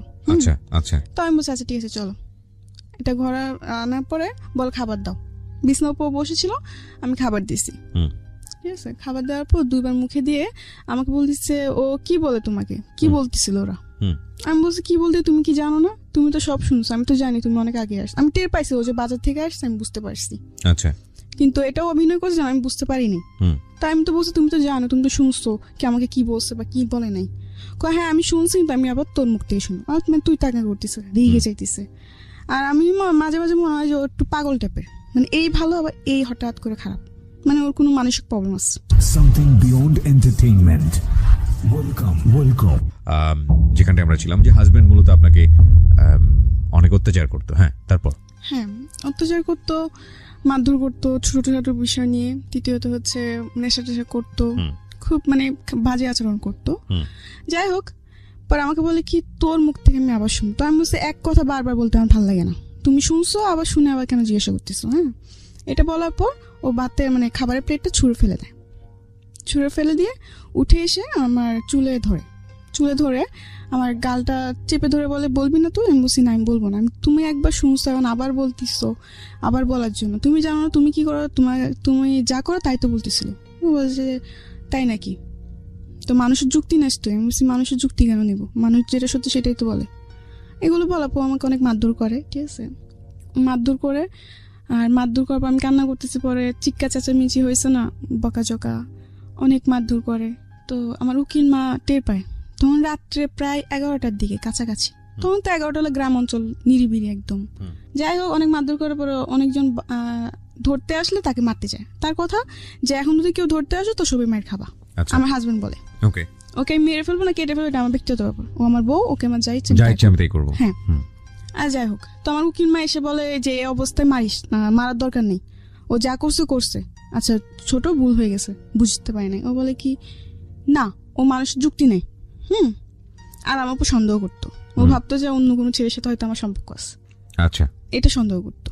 আর ফোন দিলে ফোন চেক করতো যে আমি কোনো ছেলের সাথে কথা বলি নাকি, যদি অন্য একটা নাম্বার দেখছে তাহলে বলছে কে, তো আমি কি জানি কে কে কোথা থেকে, আমি তো এরকম কিছু মানে জানি না, ঠিক আছে। যাই হোক, পরে একটা পর্যায়ে যখন আমার উকিল মা এই কথাটা বলে যে এরকমভাবে মারিস না, হয়তো ওর ক্ষতি হবে, তো এক পর্যায়ে উঠে বলে কি যে এই বাচ্চা আমার না, মানে আচ্ছা ওটা অস্বীকার করতিস। তো আমার রাগ উঠে গেছে, কি বললো এটা। পরে আমি বলছি আমি তুই টাঙ্গা করছি, আমি বলছি এটা তোর কি বাচ্চা না, বলছেন না এটা আমার বাচ্চা না। তো আমি বলছি বেশ ভালো কথা, তোরও বাচ্চা না তো ঠিক আছে, এটার বাইচা থাকার কোনো অধিকার নাই।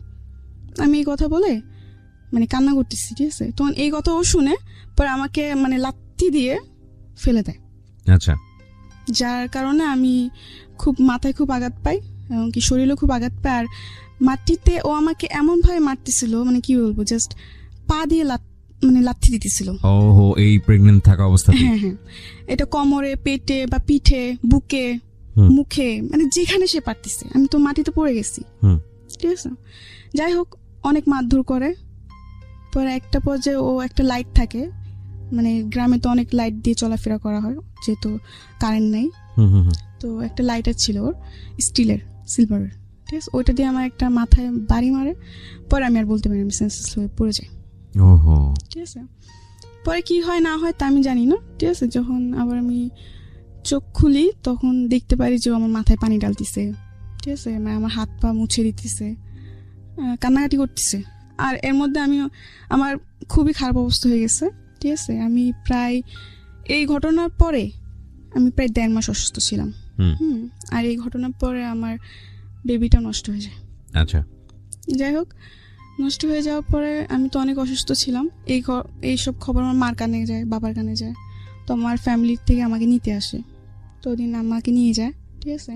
নিয়ে যাওয়ার পর আমি প্রায় 1.5 মাস অসুস্থ ছিলাম, অনেক অসুস্থ হয়ে পড়ছি, ঠিক আছে। অসুস্থ হওয়ার পর 1.5 মাস পর আমি মোটামুটি একটু সুস্থ। তখন সে মেয়র চেয়ারম্যান নিয়ে আসে, তার কথা যে তার বাচ্চা নষ্ট করে ফেলছে আমি। কিন্তু এটা আমি নষ্ট করি নাই, ওর বাচ্চা, ওর আচরণের কারণেই হয়েছে, ওর আচরণের কারণে হয়েছে। কিন্তু ও পুরা দোষ আমাদের উপর ফেলতেছে যে আমরা নষ্ট করে ফেলছি, কিন্তু আসলে তো তা না। যাই হোক, এগুলো অনেক গ্যাঞ্জাম হয়েছে। ও মেম্বার চেয়ারম্যান আনলো, এটা আনলো, সেটা আনলো, অনেক কিছু আমাকে নিয়ে যাবে, ঠিক আছে। ওই ঘটনা পরে আমি আবার যাই ওর বাসায়, আবার যাই, সে একই আচরণ।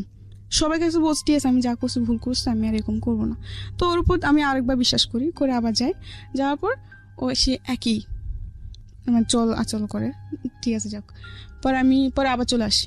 পরে আমি বলি যে আমি ওর কাছে যাবই না। তো আমার বাপ মা বলে যে ঠিক আছে, একবার আমাদের কথা শুনে গেছোস, যখন ও ভালোই হয় নাই তো আর যাওয়ার দরকার নাই, তোর যেটা ভালো হয় তুই সেটাই কর। তো আমি বলছি ঠিক আছে, আমি ওর সংসারে যাবো না, আমি ঢাকায় চলে যাবো। আচ্ছা, মানে ওই ঘটনার পর আমি আমার হাজবেন্ডের বাসায় যাইনি, আমি ঢাকায় চলে আসি। এরপরে ওর কি হয়েছে না হয়েছে, ও এখনো বেঁচে আসছে কি না তা আমি জানি না। ঢাকায় চলে আসি। ঢাকা চলে আসার পরে একটা বাসায় কাজ নিই আবার। তো বাসায় কাজ ছেড়ে আবার ওই যে বললাম হসপিটালে যে চাকরিটা, আচ্ছা, হসপিটালে একটা চাকরি নিই। আচ্ছা, ওই যে সেটা তো ব্যাকে আপনি বলেছিলেন হসপিটালে চাকরি নেন, এবং ওখানে চাকরি করতে করতে আপনার একটা ছেলের সঙ্গে পরিচয় হয় মূলত মোবাইল সারাতে গিয়ে, ফ্ল্যাশব্যাকে গিয়ে আপনি যেটা বলেছিলেন। হ্যাঁ, এটা ওই ছেলেটার নাম কি ছিল? ছেলেটার নাম রিয়াদ ছিল। আচ্ছা, রিয়াদের সঙ্গে পরিচয়। হ্যাঁ, তারপর তো ওই যে বিয়ের পরে চলে আসলাম ঢাকায়। ঢাকায় এসে চাকরি করে, চাকরি শেষে ফোন কিনলাম, ফোনের মাধ্যমে ওই ছেলের সাথে আমার পরিচয়, রিয়াদের সঙ্গে পরিচয়। রিয়াদের সঙ্গে আমার পরিচয়। তো যাই হোক, এমনি আস্তে আস্তে ওর সাথে কথাবার্তা বলি।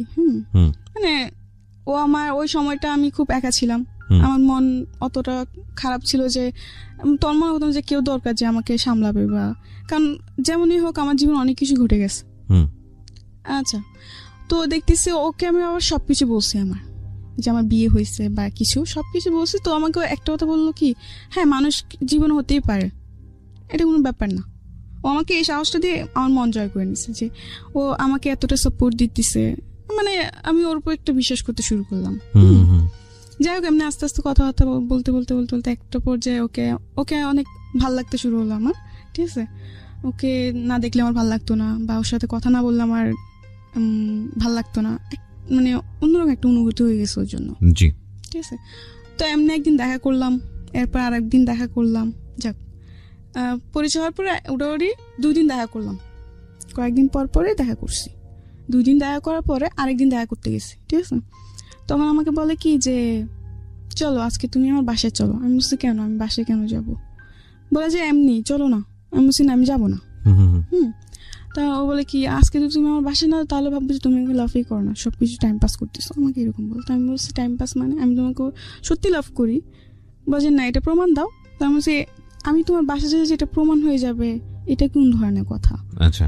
ও বলে কি জানা, যদি তুমি আমাকে লাভ করো তাহলে চলো, আর যদি লাভ না করো তাহলে তুমি বাসায় যেতে পারো। আমাকে 2টা অপশন দিচ্ছে। আচ্ছা। তাও আমি বলছি আচ্ছা ঠিক আছে, যখন তুমি এটাই বলতেছো যে তোমার ভালোবাসার প্রমাণ দিতে তোমার সাথে তোমার বাসায় যেতেই হবে, আচ্ছা ঠিক আছে আমি তোমার বাসায় যাব। এটা বলে ও আমাকে নিয়ে বাসে উঠলো। তখন খালি শ্যামলী শ্যামলী নামই শুনছি, শ্যামলী কোন জায়গায় এটা আমি জানতাম না। তো ওদিনও আমাকে শ্যামলীতে নিয়ে যায়, বাসার নাম দিয়ে শ্যামলীতে নিয়ে যায়। আচ্ছা। শ্যামলীতে নিয়ে যাওয়ার পরে হোটেলে ঢুকবে, তখন আমি ঢুকতে চাই নাই। আমি বলছি তুমি বলছো বাসা, এটা কোন জায়গায় নিয়ে আসলে? বলে এটা শ্যামলী। আমি বলছি এটা কার বাসা? এটা বাসা, এটা হোটেল। তো আমি বলছি আমি এখানে যাব না। তো যে আমার বাসায় তো একটু প্রবলেম আছে, এই জন্য তোমাকে এখানে আনা। তো আমি বলছি না, আমি যাব না, আমি বাসায় চলে যাবো। ঠিক আছে। তো সে একইভাবে আবার বলতেছে তার মানে তুমি আমাকে লাভ করো না, এগুলো বলে। তো যেহেতু আমি ওর প্রতি অনেকটা দুর্বল ছিলাম, তো আমি বলছি না, আমি তোমাকে লাভ করি। তো আমি বলছি আচ্ছা ঠিক আছে আমি যেতে পারি, কিন্তু একটা সত্য। তো আমাকে বলে কি সত্য? হ্যাঁ আমি যাব, কিন্তু তুমি আমাকে প্রমিস করো যে তুমি আমার গায়ে টাচ করবে বা আমার কাছে আসার চেষ্টা করবে না। তো আমাকে বলে আচ্ছা ঠিক আছে প্রমিস করলাম, চলো। আচ্ছা বেশ ভালো কথা। ওদিন গেলাম, বাসায় অনেক মিথ্যা কথা বলছে খালাম্মাদের সাথে। অনেক মিথ্যা কথা বলতে কি, আমি বলছি দেখো আমার একটা বান্ধবীর বার্থডে, তো আমি ওদের বাসায় থাকবো। তো আমার খালাম্মা বলে কিসের বান্ধবী, আজ পর্যন্ত তো কোনদিন শুনি না এই কথা, আজকে হঠাৎ? আমি বলছি সবসময় শুনতো এরকম কথা, অনেক কিছু উজাহার দিই। দেওয়ার পর বলে যে আচ্ছা ঠিক আছে। আমার খালাম্মা সকাল সকাল চলে আসিস, বেশি ইয়া করিস না, এরকম বলে। ঠিক আছে। তখন আমি বলি যে আচ্ছা ঠিক আছে। এটা বলে খালাম্মাদের ফোন দিয়ে বলে দিই। বলে দেওয়ার পর ওদিন আমি ওদিন শ্যামলীতে যাই। যাওয়ার পর আমাকে হোটেল নিয়ে উঠার পর একটা রুম বুকিং করে ও বিরিয়ানি আনায়, 7-Up আনার পর আমাকে ও নিজের হাতে বিরিয়ানি খাওয়াই দিচ্ছে। আমি বলছি আমি খাবো। ও বলছি না, আমি খাওয়াই দিই। ওদিন এত ভালোবাসা কোথাতে উতাল দিয়ে চলে আসছে আল্লাহ জানে। আমার নিজেরও খুব অবাক হইতেছিল ওদিন, যে যেই ছেলে ঠিক মতো কথাও বলতো না, এখন নাকি সে আমাকে ভাত খাওয়াই দিতেছে। বাহ ভালোই। আর যাই হোক, অনেক গল্প টল্প করছি। তখন রাত্রের 12টা 12:30 বাজে। আপনার হোটেলের গেট তালা মেরে ফেলে 10টা 10:30টার দিকে।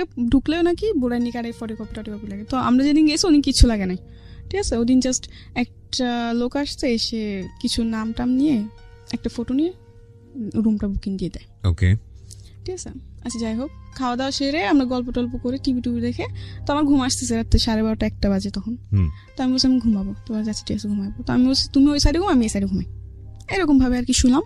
শোয়ার পর রাত্রে 2টা 2:30টার দিকে দেখলাম যে সে মানে তার মতলব বেশি ঠিক না।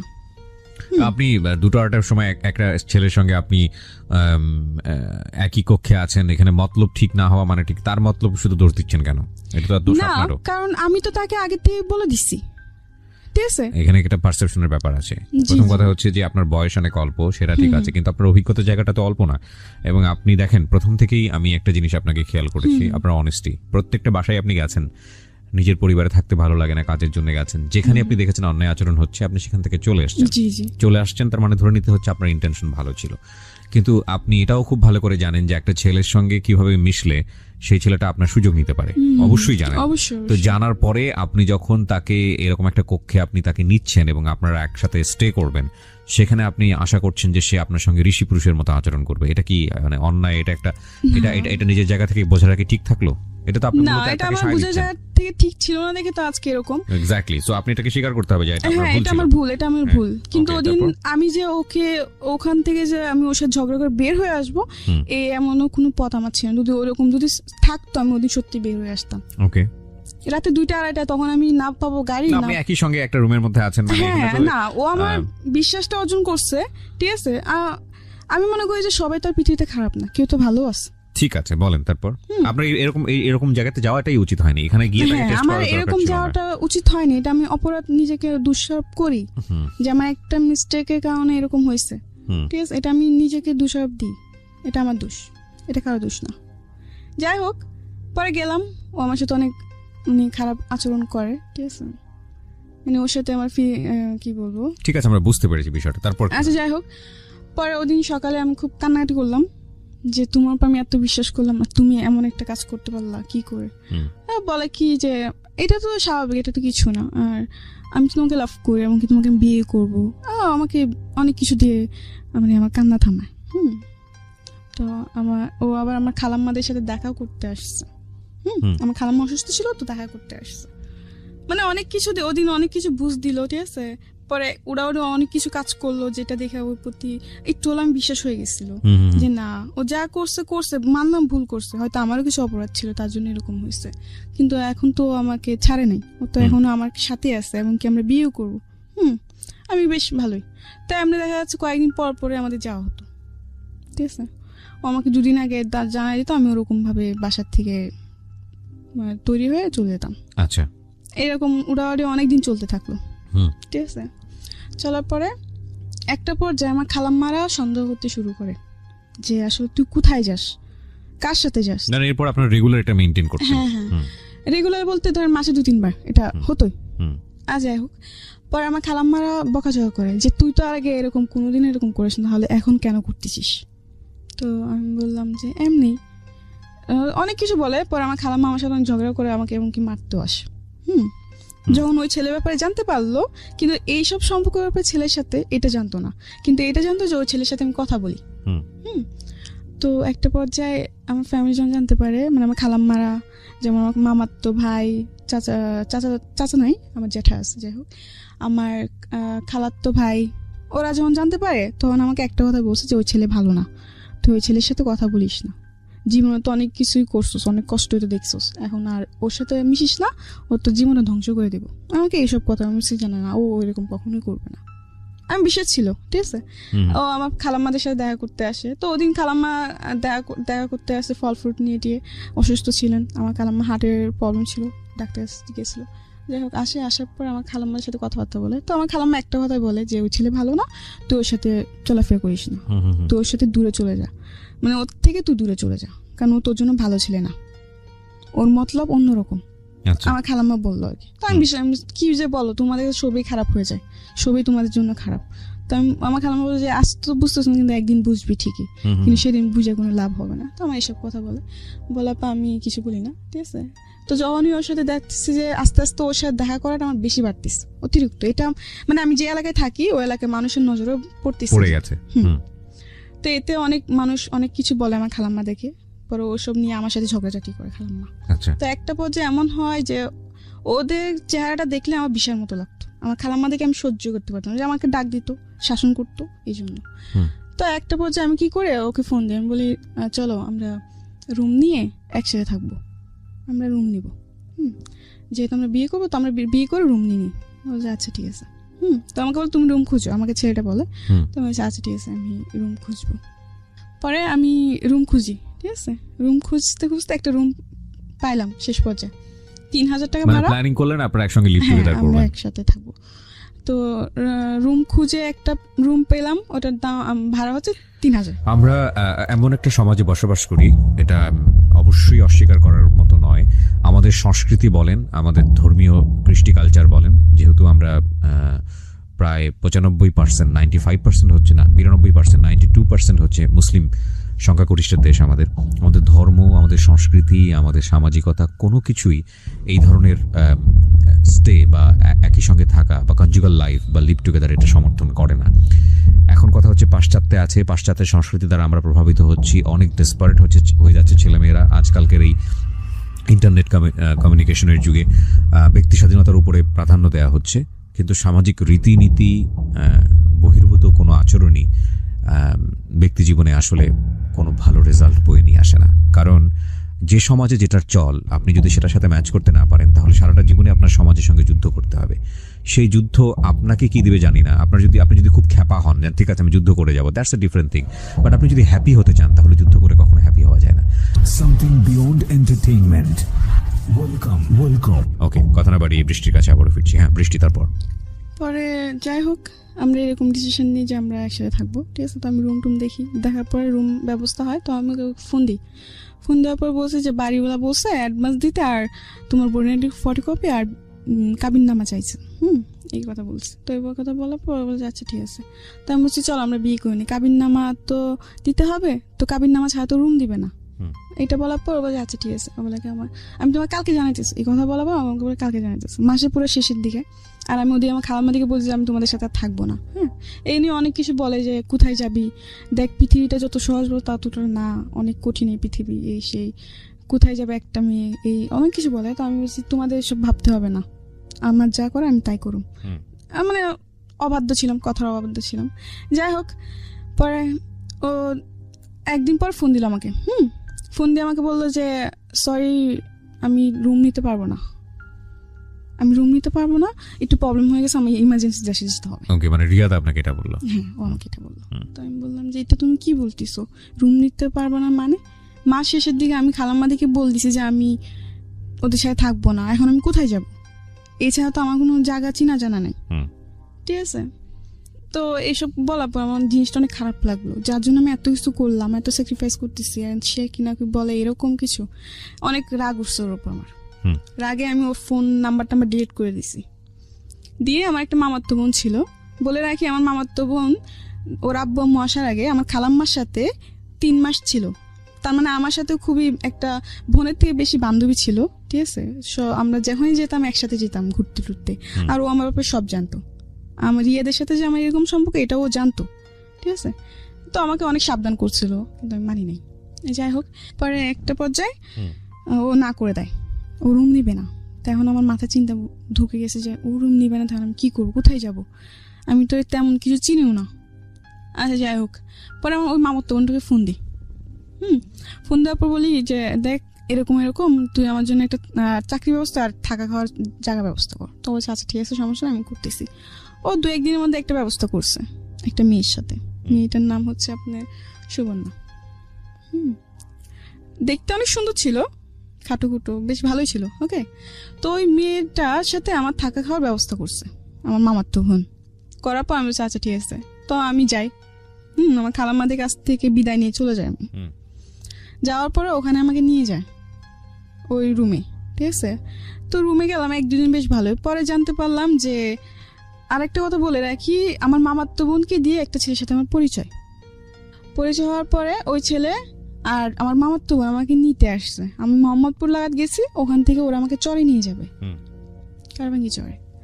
তো ওখান থেকে ওরা আমাকে নিয়ে যায়, চরে নিয়ে যা ওর বান্ধবী বাসায়। আমার মামাতো বোনের বান্ধবী বলে পরিচয় দিচ্ছে, তো আমারও তো বান্ধবী হয়। আচ্ছা যাই হোক, গেলাম। যাওয়ার পর 1-2 দিন বেশ ভালোই। পরে জানতে পারলাম যে ওই ছেলেকে সুবর্ণা হাজবেন্ড বলে পরিচয় দিয়ে এই রুমটা নিচ্ছে। মানে আসলে তো ওরা হাজবেন্ড ওয়াইফ না, মিথ্যা কথা দিয়ে নিচ্ছে রুমটা, মিথ্যা কথা বলে নিয়ে পরে। কিন্তু হাজবেন্ড একজনকে বানাইছে, কিন্তু রাত্রে এসে থাকে আরেকজন, সুবর্ণার বয়ফ্রেন্ড থাকে। ওকে, সুবর্ণার বয়ফ্রেন্ড থাকে। সুবর্ণার বয়ফ্রেন্ড প্রতিদিন রাত্রে চলে আসে, 11টা-12টার দিকে চলে আসে। ওরা সারা রাত জায়গা থাকে আর আপনার সারাদিন ঘুমায়। সুবর্ণা আবার এসব মানে এসব কাজ করতো সে। তো দেখা যাচ্ছে 1-2 দিন যাওয়ার পর দেখতে পারলাম একটা জিনিস, লক্ষ্য করলাম যে ও রাতে 2টা নয় 3টা নয় বাসাতে বের হতেছে, আবার বাসায় আসতেছে।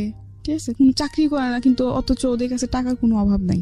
ওকে, এটা আপনি নোটিস করলেন নিজে নিজে? হ্যাঁ। তো একটা পর্যায়ে আমরা দেখতে দেখতে প্রায় অনেক দিন কেটে গেল, 10 দিনের মতো এরকম কাটছে। কাটার পর আরেকটা জিনিস, সুবর্ণা এবং সুবর্ণার বয়ফ্রেন্ড একটু অন্যরকম ছিল, একটু মানে কি বলবো, সবকিছু ওপেনলি।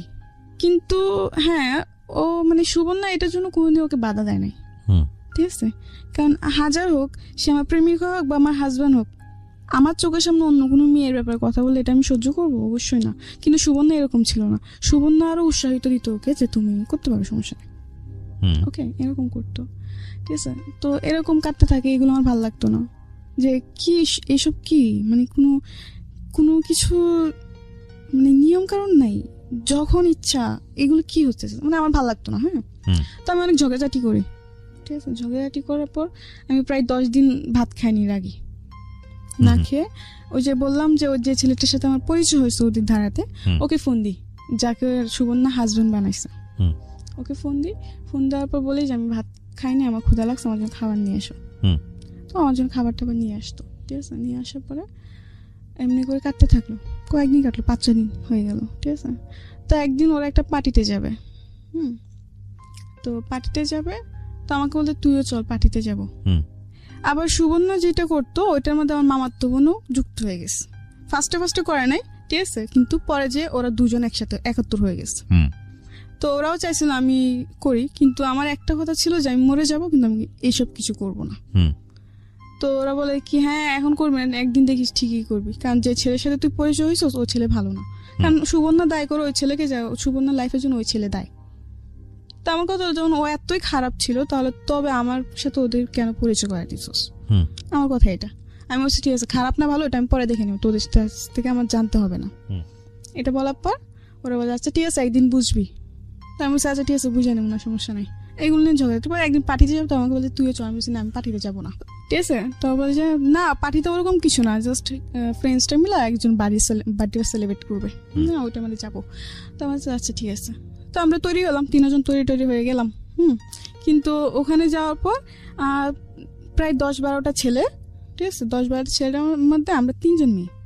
আমাকে বলছে যে আরও মেয়েরা আসবে, অনেক বড় করে পার্টি হবে, সে অনেক কিছু বলে। তো আমি বিশ্বাস করি আচ্ছা ঠিক আছে আমি যাবো। তো ওই পার্টিতে গেলাম, যে দেখি যে 10-12 জন ছেলে আর আমরা শুধুমাত্র 3টা মেয়ে। তো ওই দিন যাওয়ার পর আমার ভাল লাগে না, তো আমি বলছি আমি চলে যাবো। বলে কি এত রাত্রে তো বাসায় যাওয়া যাবে না, রাত্রে বেশি 11টার দিকে রওনা দিচ্ছে, যাইতে যাইতে অনেক সময় লেগে গেছে। পরে কিছুক্ষণ থাকার পর আমার ভালো লাগতেছে না, তো আমি বলছি আমি চলে যাবো, যে এত রাত্রে গেলে বাড়িগুলো জিনিসটা খারাপ ভাববে, থাকে যা। আচ্ছা যাই হোক, তো ওদিন ওই পার্টিতে ওরা অনেক কিছু আনে, অনেক নেশা জাতীয় জিনিসপত্র আনে, ওগুলো খায় ওরা, এমনকি আমাকে জোর করে খাওয়ানো হয়। তো আমি খাই এবং ওদের থেকে বেশি আমাকে খাওয়ানো হয়। আচ্ছা আপনাকে মানে ড্রাগ নিতে বলা হয় এবং আপনি সেটা নেন? মানে অনেক প্রকারের জিনিস। কি নেন? যেরকম আপনার ভিআরটা তো সিম্পল একটা জিনিস, ওটা কোনো বড় ব্যাপার না। ভিআর, মদ, পরে আপনার ইয়াবা, পরে গাঞ্জা, এরকম। এক রাতে আপনি এত কিছু নিয়ে ফেললেন? না মানে আমি ওদিন এত কিছু নিই নাই, আমি জাস্ট একটা জিনিস নিয়েছি, ওটা হলো মদ। কিন্তু ওদিন আমি মদটা এত পরিমাণ খেয়ে ফেলছি যে আমার পরে কোনো হুঁশ জ্ঞান নেই। ওই পার্টিতে যে আমি খেতে চাই নাই, ঠিক আছে, ওর বলছে কিচ্ছু হবে না তুই খা। আমার অনেক কিছু বললো, তো আমিও খেয়ে ফেললাম। কিন্তু খেতে খেতে এতগুলো আমাকে খাওয়াই দিচ্ছে ওরা যে বলার বাইরে। মানে ওরা দুটি খাইছে একবার, আমি খাইছে ওদের সাথে, আমাকে খাওয়াইছে আবার 3বার, এরকম ভাবে। মানে ওরা ডবল থেকে ডবল আমাকে খাওয়াইছে। খাওয়ানোর পর তো আমি হাবল তাবল বলতেছি, আমার পিছে কি করছে না করছে সবকিছু, মানে কান্না করতেছি আর বলতেছি।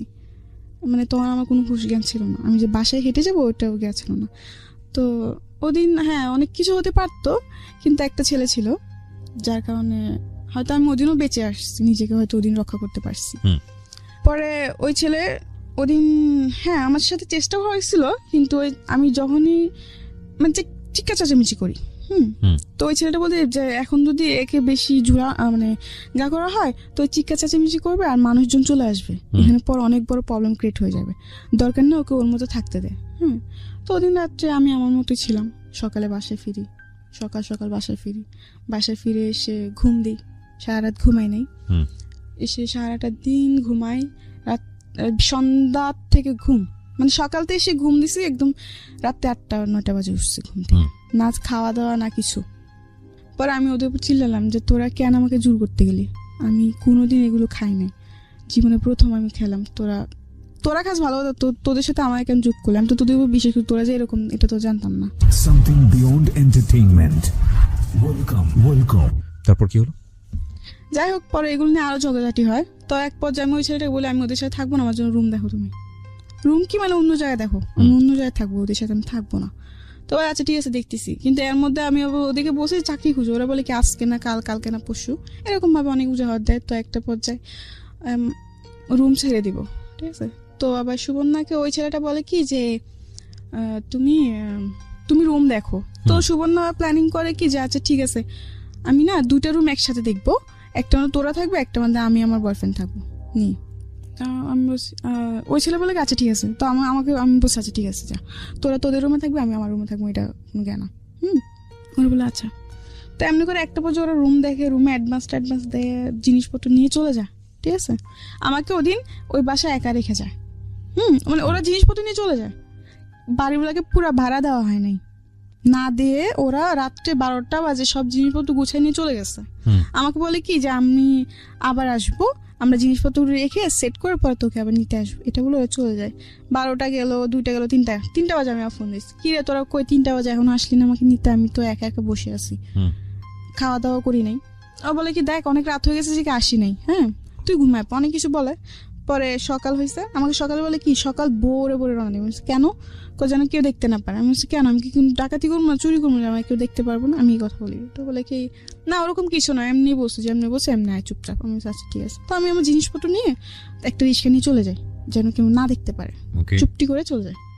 কিন্তু ওরা যে জানি না যে ভাড়াটা দেয় না এইসব, আমি কিছুই জানতাম না। আমি জিজ্ঞাসা করছি ভাড়া দিয়েছি, বলছে হ্যাঁ বাড়িগুলো সব কিছু দেওয়া ক্লিয়ার, কোনো গ্যাঞ্জাম নেই। আমি আচ্ছা যাই হোক। পরে একটা রিক্সা নিয়ে আমাকে বলে এমন এমন জায়গায়, তো আমি এমন জায়গায় গেছি। যাওয়ার পর ফোন দিচ্ছি, ফোন দিয়ে বলে আসতেছি। এটা বলার পর ও বলে 2-3বার ফোন দিচ্ছি, দেওয়ার পর আসতেছে বলে আর আসে না।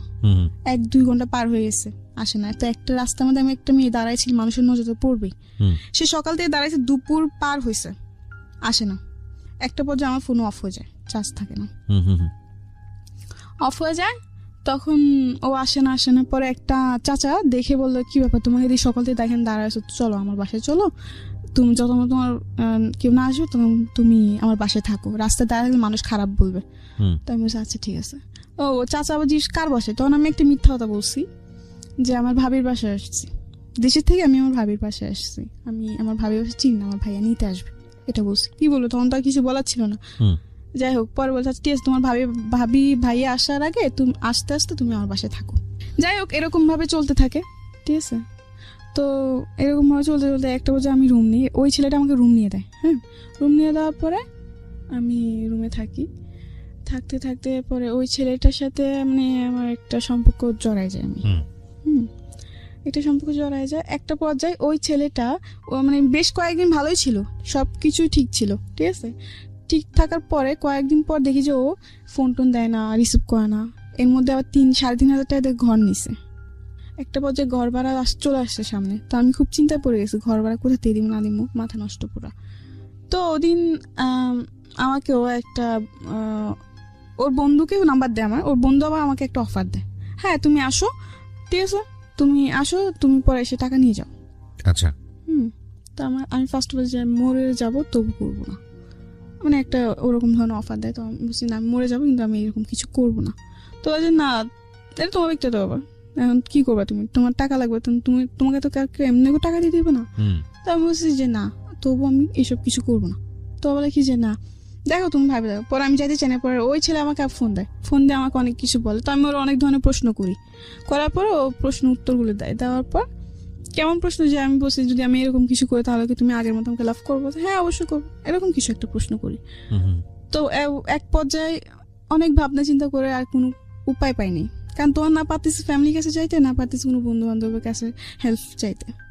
তো একটা পর্যায়ে আমি ওদের অফারে রাজি হই। তো ওদিন যাই, যাওয়ার পরে বিকাল 4টায় যাই, সকাল 7টা-8টার দিকে বের হই ওখান থেকে। টাকা নিয়ে এসে ঘর ভাড়া টর ভাড়া দিই। যাই হোক, পরে একটা পর্যায়ে এরকম হতে থাকলো, ঠিক আছে। তো একটা পর্যায়ে আমি ভাবি যে আমি এসব কিছু আর করবো না, ওকে আমি চাকরি করব। কিন্তু একটা জিনিস কি, আমি যেখানে চাকরি করতে যাই সবার সেই একই রকম ব্যবহার আমার আর ভাল লাগে না, একই রকম। আমি তো 10টা মেয়ের মতো একটা মেয়ে, তো 10টা মেয়েকে তোমরা এরকম ভাবে দেখতে হবে, আমাকে কেন দেখো? মানে যেখানে যে আমার মানে শান্তি নেই। বুঝতে পেরেছি, কথাগুলো বুঝে নেবেন প্রিয় শ্রোতা আসলে কি বলতে চাচ্ছে, ঠিক আছে। তো এগুলো অনেক মানে যেখানে যাই এখানে সে একই কাহিনী ভাল লাগে না, ঠিক আছে। তো এমনি করতে হতে আমি যেখানে চাকরি নিয়ে এই একই প্রবলেমের কারণে আমার সব কিছু ছাড়তে হয়, কারণ আমার চেষ্টা যে আমি এসব কিছু করবো না, আমি এসব মধ্যে জড়াবো না, কিন্তু এগুলো আর হচ্ছে না, ঠিক আছে। তো একটা পর্যায়ে বিরক্ত হয়ে আমি ভাবি যে আমি আর চাকরি করবো না। তো আমি একটা বাসা একটা মানুষের দ্বারাতে, ঠিক আছে, একটা বাসার পরিচয় একবার পরে বাড়িতে ফোন, আমার বাড়িতে তো আমার ফ্যামিলির সাথে খুব কম যোগাযোগ হয়, ঠিক আছে। বাড়িতে ফোন দিই, ফোন দেওয়ার পর জানতে পারি আম্মু খুব অসুস্থ, টাকা লাগবে। এখন আমার কাছে চাকরি নাই, আমি নিজেই অনেক কষ্টের মধ্যে আছি, আমি চাকরি নাই, আমার টাকা পয়সা আমি কি করে টাকা দিব। তো অনেকজন থেকে ধার চাইছি, কেউ আর ধার দেয় না, সবাই এইটাই ধারণা যায় আমি কোথা থেকে টাকা দিব, এইভাবে ধার দেয় নাই। পরে একটা পর্যায়ে আমি ওই ছেলেকে আবার ফোন দিই, আমি বলি দেখ এরকম সমস্যা, আমার কাজ লাগবে, নিজে থেকে বলি। তো একটা বাসার পরিচয় হয়, তো ওখানে ওই বাসাতে আমি গেলাম, যাওয়ার পর এরকম ভাবে চলতে থাকে অনেকদিন। তো একটা পর্যায়ে আমি ওই বাসাতে যেয়ে সেট হয়ে যাই, দিন রাত আমি ওখানেই থাকি, ঠিক আছে। তো এমনি দিন রাত থাকি, তো একটা পর্যায়ে দেখা যাচ্ছে টাকা পয়সা আমার অভাব নেই, টাকা পয়সা আমার আসতেছে। তার মানে বিষয়টা এরকম দাঁড়ালো যে আপনি কাজের মধ্যে নিজে নিজে ইনভলভ হলেন। কিছু নিজের দোষের কারণে হয়তো এরকম হয়েছে। যাই হোক, পরে ওইটা জাস্ট তখন শুধু আমি জাস্ট এগুলোই করতাম, কোনো নেশার দিকে আমার কোনো ছিল না। তা একটা পর্যায়ে যখন ওখানে থাকতে শুরু করি, তখন ওখানে যে লোকগুলো আসে তারা অনেকে এগুলো খায়, অনেকে খায় না। কিন্তু একটা লোক আছে, সে আসলে মানে পুরাপুরি 2 দিন থাকে ওই বাসায়। আচ্ছা। উনি আবার এগুলো খায়। যখন ও আসে তখন দেখা যাচ্ছে 50-60 পিস করে আনা হয় ইয়াবা 50-60 পিস, আরো বেশি আনা হয়, ঠিক আছে। তো দেখা যাচ্ছে ওখান থেকেই আমার খাওয়া শুরু। আমি খেতে চাই না, আমাকে জোর করা হয় যে খা, কিচ্ছু হবে না, এগুলো কিচ্ছু না, এই সে অনেক কিছু বলে। হ্যাঁ, তাই আমি বলছি না, আমি এগুলো খাবো না। মানুষ শুনছে এগুলো অনেক খারাপ, এগুলো খাইলে নাকি এগুলোর প্রতি মানুষের নেশা হয়ে যায়। তো বলে কি যে না, এরকম কিছু না। তো ওদিন আমি খাই, যেদিন ফার্স্ট টাইম খাই ওদিনই আমি 3টা খাই। 3টা খাওয়ার পর আমি সারা রাত ঘুমাই নাই, 2-3 দিন আমি ভাত টাত খাইতে পারি নাই, এরকম একটা প্রবলেম হয়েছে এবার খাওয়ার পরে, ঠিক আছে। যাই হোক, ওটা তো জাস্ট এমনি খাইছি। পরে দেখতেছি মানে আমি যে বাসায় থাকতাম, এই বাসায় আবার একজন এটার সাথে খুবই মানে এটা ওর খেতেই হতো, ঠিক আছে। ও 4-5 বছর ধরে ওই জিনিসটা খায়। তো প্রতিদিন রাত্রে যখন আমি ঘুমাতাম, আমার বিছনার পাশে এসে বসতো ওইগুলো নিয়ে, আর বসে বলতে খা। আমি বলছি না, আমি খাবো না। বলে আরে কিচ্ছু হবে না, খা না। তো এমনি বলে যে খা, কিচ্ছু হবে না। তো আমি এমনি শতানি করে করে খাইতাম। একটা পর্যায়ে দেখতেছি যে এটার প্রতি আমি অনেক বেশি হয়ে গেছি, মানে এটা না খেলে আমার হয়ই না, এফেক্টেড হয়ে গেছেন, অ্যাডিক্টেড। হ্যাঁ, ফার্স্টে খেতাম, কোনো টাকা পয়সা লাগতো না। পরে দেখি যে আমি নিজের থেকে 2-3টা এমনি কিনে খাইতে হইতেছে। হ্যাঁ, তো একটা পর্যায়ে এমন হতে হতে পরে ডিসাইড করি যে না, এখানে থাকলে আমি এটার প্রতি জড়াই যাব। কিন্তু অলরেডি আমি জড়াই গেছি, দেখা যাচ্ছে এটা আমার খেতেই হয়। না খেলে আমার অনেক ধরনের প্রবলেম দেখা যায়, যেমন হাত পা ব্যথা করবে বা মাথা ব্যথা করবে, অনেক কিছু আমার হয়, ঠিক আছে, না খেলে। তো এমনি করে আমার খেতেই হয়। তো এমনি দেখা যাচ্ছে খাইতে এটা আমার এখন নেশার মতো পরিণতি হয়েছে। তো কি দাঁড়ালো, মানে গল্পটা আসলে কি দাঁড়ালো, কোথায় থামলো? গল্পটা এখনো থামে নাই, ঠিক আছে, এখনো আমি এসবের মধ্যে আছি। আমি জানি আমাদের কিন্তু সময়টা তো থেমে গেছে, সেই জন্যই জিজ্ঞেস করছি আসলে গল্পটা কোথায় এসে থামলো। আপনি এখনো এসবের মধ্যে আছেন এবং হ্যাঁ, কারণ আমি চাইলেও বের হতে পারি না। সোজা কথায় যদি বলি যে প্রস্টিটিউশনে আপনি আছেন, আপনি ড্রাগে আছেন, কিন্তু আপনার ভিতরের বিবেক বোধটা মরে যায়নি বলেই আজকে আপনি সবকিছু ছেড়ে ছুড়ে দিয়ে অনেক রিস্ক নিয়ে আপনি আজকের এই অনুষ্ঠানে এসেছেন। কারণ আমি যে লোকদের সাথে থাকি তারা খুবই অন্য টাইপের। হ্যাঁ, দেখা যাচ্ছে আজকে যে আমি গাড়ি ভাড়াটা নিব, হ্যাঁ, এটা অনেক ভয়ে নিছি। বেশি বাড়াবাড়ি করলে ওরা খুব খারাপ আচরণ করে, কারণ ওরা মানে ওই ঘরের যে ভাইয়াটা আর যে আপুটা দুজনই নেশা করে, হাজবেন্ড ওয়াইফ। দুজনই নেশা করে। তো দেখা যাচ্ছে খুবই থাকে ওরা, আমি খুব কি বলবো, রুট।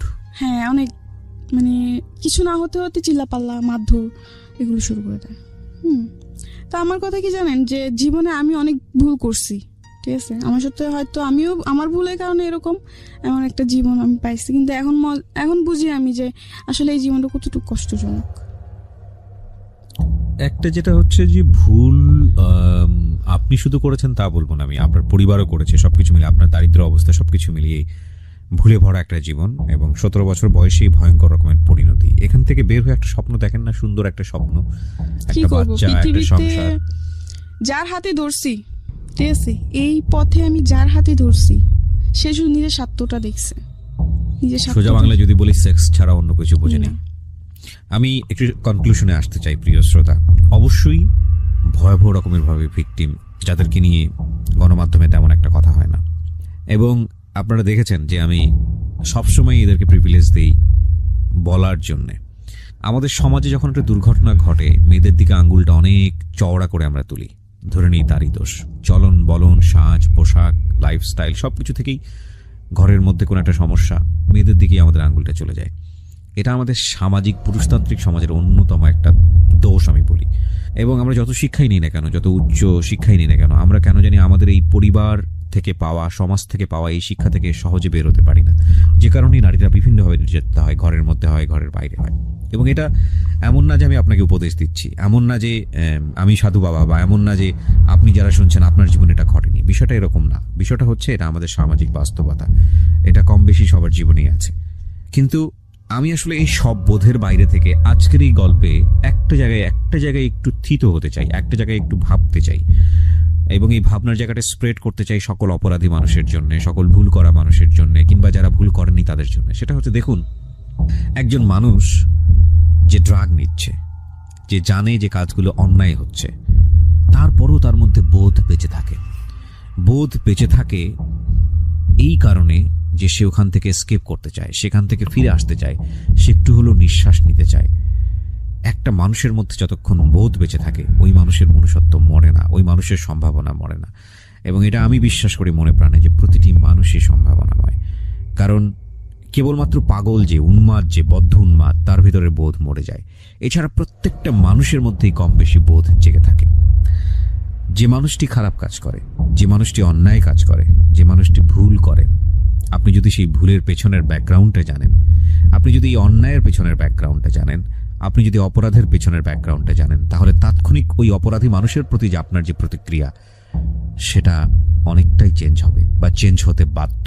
আমি কথা এই কারণে বলছি, সোশ্যাল মিডিয়াতে আমরা সবাই অ্যাক্টিভ। আপনারা যারা শুনছেন, আমি ধরে নিচ্ছি 90% মানুষেরই ফেসবুক অ্যাকাউন্ট আছে। কিছুদিন আগে আমি এরকম একটা চিত্র দেখলাম যে পাবলিক প্লেসে রাত 2টো বা 3টার দিকে, হয়তো ফেসবুকে খুঁজলে আপনি পাবেন ভিডিওর মধ্যে। এটা আমি আমার বিশ্ববিদ্যালয় জীবনেও একবার এরকম দেখেছিলাম, আমি মেনশন করবো না কোন এরিয়াতে দেখেছিলাম, বাট এটা কম বেশি সবার চোখেই পড়ে। 2 থেকে 3টার দিকে বা 4টার দিকে যখন রাস্তাগুলো ফাঁকা হয়ে যায়, বিশেষ করে এক শ্রেণীর পেশাজীবী মানুষ, একেবারে নিম্নবিত্ত পর্যায়ের পেশাজীবী মানুষ, আমি সবাই যে করেন এরকম না, এবং আমি কিছু দেখেছি ওপেন রাস্তাতে এই ধরনের একটা সিচুয়েশন। এবং আমি জানি না এই ধরনের গল্প আমি কখনো বলেছিলাম, কারণ আমার মনে আছে আমি বিশ্ববিদ্যালয়ে যখন পড়ি, রাতের বেলা অনেক রাতে কোনো একটা কাজে, আমি তখন ডিবেট সংগঠনের সঙ্গে থাকতাম, সম্ভবত ডিবেটিং সোসাইটির কোনো একটা ইলেকশন চলছিল, যে কারণে আমরা অনেক রাত পর্যন্ত ক্যাম্পেইন করে ফিরছিলাম। তো রাত 2টো বা 3টার দিকে, আমি আমার নিজের জীবনের অভিজ্ঞতার কথা বলছি, রাত 2টো বা 3টার দিকে হঠাৎ করে দেখলাম, আমরা 3জন বন্ধু ছিলাম রিক্সাতে, এবং আরেকজন বিখ্যাত আরজে ছিল আমার সঙ্গে ওই সময়টাতে, খুব বিখ্যাত আরজে, এবং বাংলাদেশের মোস্ট পপুলার আরজের মধ্যে সে একটা সময়, মানে লিড পপুলার আরজে ছিল, এখনো সে রেডিওতে কাজ করে, আমি নামটা মেনশন করছি না। সো আমার ওই ফ্রেন্ড এবং আরেকজন বন্ধু ছিল, এখন ও জানি না ও কোথায় আছে। তো আমরা 3জন ফিরছি, একজন হচ্ছে রিক্সার ওপরের দিকে তোলা, মানে দুজন আমরা পাশাপাশি বসা, ও হচ্ছে হুডের ওপরে বসা। তো হঠাৎ করে ও দেখলাম রিক্সাওয়ালাকে সিগন্যাল দিল, দাঁড়ালো। আমি বুঝিনি কি হচ্ছে, দেখলাম যে তড়ি করে নামলো, কোমর থেকে বেল্টটা খুললো। আমরা 3জনই বিশ্ববিদ্যালয়ের ছাত্র, এবং সেই সময় নামে বেল্টটা খোলার পরে আমি যেটা দেখলাম, মানে সপাং করে বাড়ি দিচ্ছে। সিচুয়েশনটা খুবই অপ্রীতিকর অবস্থার মধ্যে ছিল, বিকজ এখানে একটা রিক্সা দাঁড় করানো, রিক্সার সাইডে রাস্তার ফুটপাতের উপরে এই কাজটা হচ্ছে। রিক্সাওয়ালা উপর অবস্থায় ছিলেন, ভদ্রমহিলা নিচে ছিলেন, এবং বিলিভ করবেন না, আমি এক্সাম্পলটা এভাবে দিচ্ছি জাস্ট বিকজ অফ সিচুয়েশনটা বোঝানোর জন্য আপনাদেরকে। আমি বিকজ আমাদের সমাজে এটা খুব হয় একটা প্রাণীর প্রতি, কিন্তু আমি এটা মেনশন এভাবে করছি জাস্ট বোঝানোর জন্য। অনেক সময় দেখবেন যে কুকুরকে যদি আমরা খুব জোরে বাড়ি মারি, কুকুর যে ঘেউটা করে ওঠে না, একদম হৃদয় বিদারক, মানে দুটো মানুষের মধ্য থেকে এরকম হৃদয় বিদারক। আই ডিডন্ট মেনশন বা আমি রেফার লাইক দে আর ডগ, নো, আমি সেটা বলছি না। আমি বলছি এটা যে তাদের আর্তচিৎকারটা এতটা ভয়ানক ছিল, এবং যে দিকে পারে দৌড়। আমার জীবনে দেখাটা এরকম একটা প্রথম দৃশ্য। ও একটু পরে দেখলাম যে চোখ লাল করে ফিরে আসলো, ও এসে বলছে যে এরা বিশ্ববিদ্যালয়ের পরিবেশ নষ্ট করে ফেলছে, এদেরকে তো কঠিন শাস্তি দেওয়া উচিত। তো আমি আমার ওই বিখ্যাত আরজে যে বন্ধু ছিল, সে পাশেই বসেছিল, সে চুপ করে গেল, আমিও চুপ করে থাকলাম। ঠিক 2 থেকে 3 মিনিট পর আমাদের কারোর কোনো কথা নাই। তো ওই সময় আমার ওই ফ্রেন্ডটা ভোরের কাগজ পত্রিকায় কাজ করতো, পাশাপাশি জার্নালিজম ডিপার্টমেন্টে পড়তো। তো আমি জানি না, মানে তোর সাথে তোমার তুই সম্পর্ক, তুই যদি শুনে থাকিস তুই হয়তো রিকল করতে পারবি, অথবা ভুলেও গেছিস। তো অনেকদিন যাবত যোগাযোগ নাই। তো বাই দ্য ওয়ে, ও আলটিমেটলি ওই যে গায়ে হাত তুলেছে তাকে বলছে যে তুমি নেক্সট টাইম কখনো আর এই কাজটা করবা না, আমার সামনে তো করবাই না, এবং নেক্সট টাইম আর কখনো করবো না। আমি দেখলাম মুহূর্তের মধ্যে ওর চোখটা লাল হয়ে গেছে এবং চোখের পানি ছলছল করছে। আমি বললাম কেন, মানে ওকে সিচুয়েশনটা আমাকে বল, না তুই একটা কাজ ঘটালি আর একটা হচ্ছে যে মানে তোর এই অ্যাডভাইসটা কেন। তো বললো আমি আমার জীবনে একটা মেয়ের ইন্টারভিউ নিয়েছিলাম, সে ছিল শর্টদান্নি এবং এইসবের শর্টদান্নি, এবং তার একটা ইন্টারভিউ নিয়েছিলাম আমি, এবং আমি জানি ব্যাকগ্রাউন্ডটা কি। আমি ব্যাকগ্রাউন্ডটা জানি বলেই আমি যখন ওই কাজটা করেছে তখন আমার এই গল্পটা মনে পড়ে গেছে।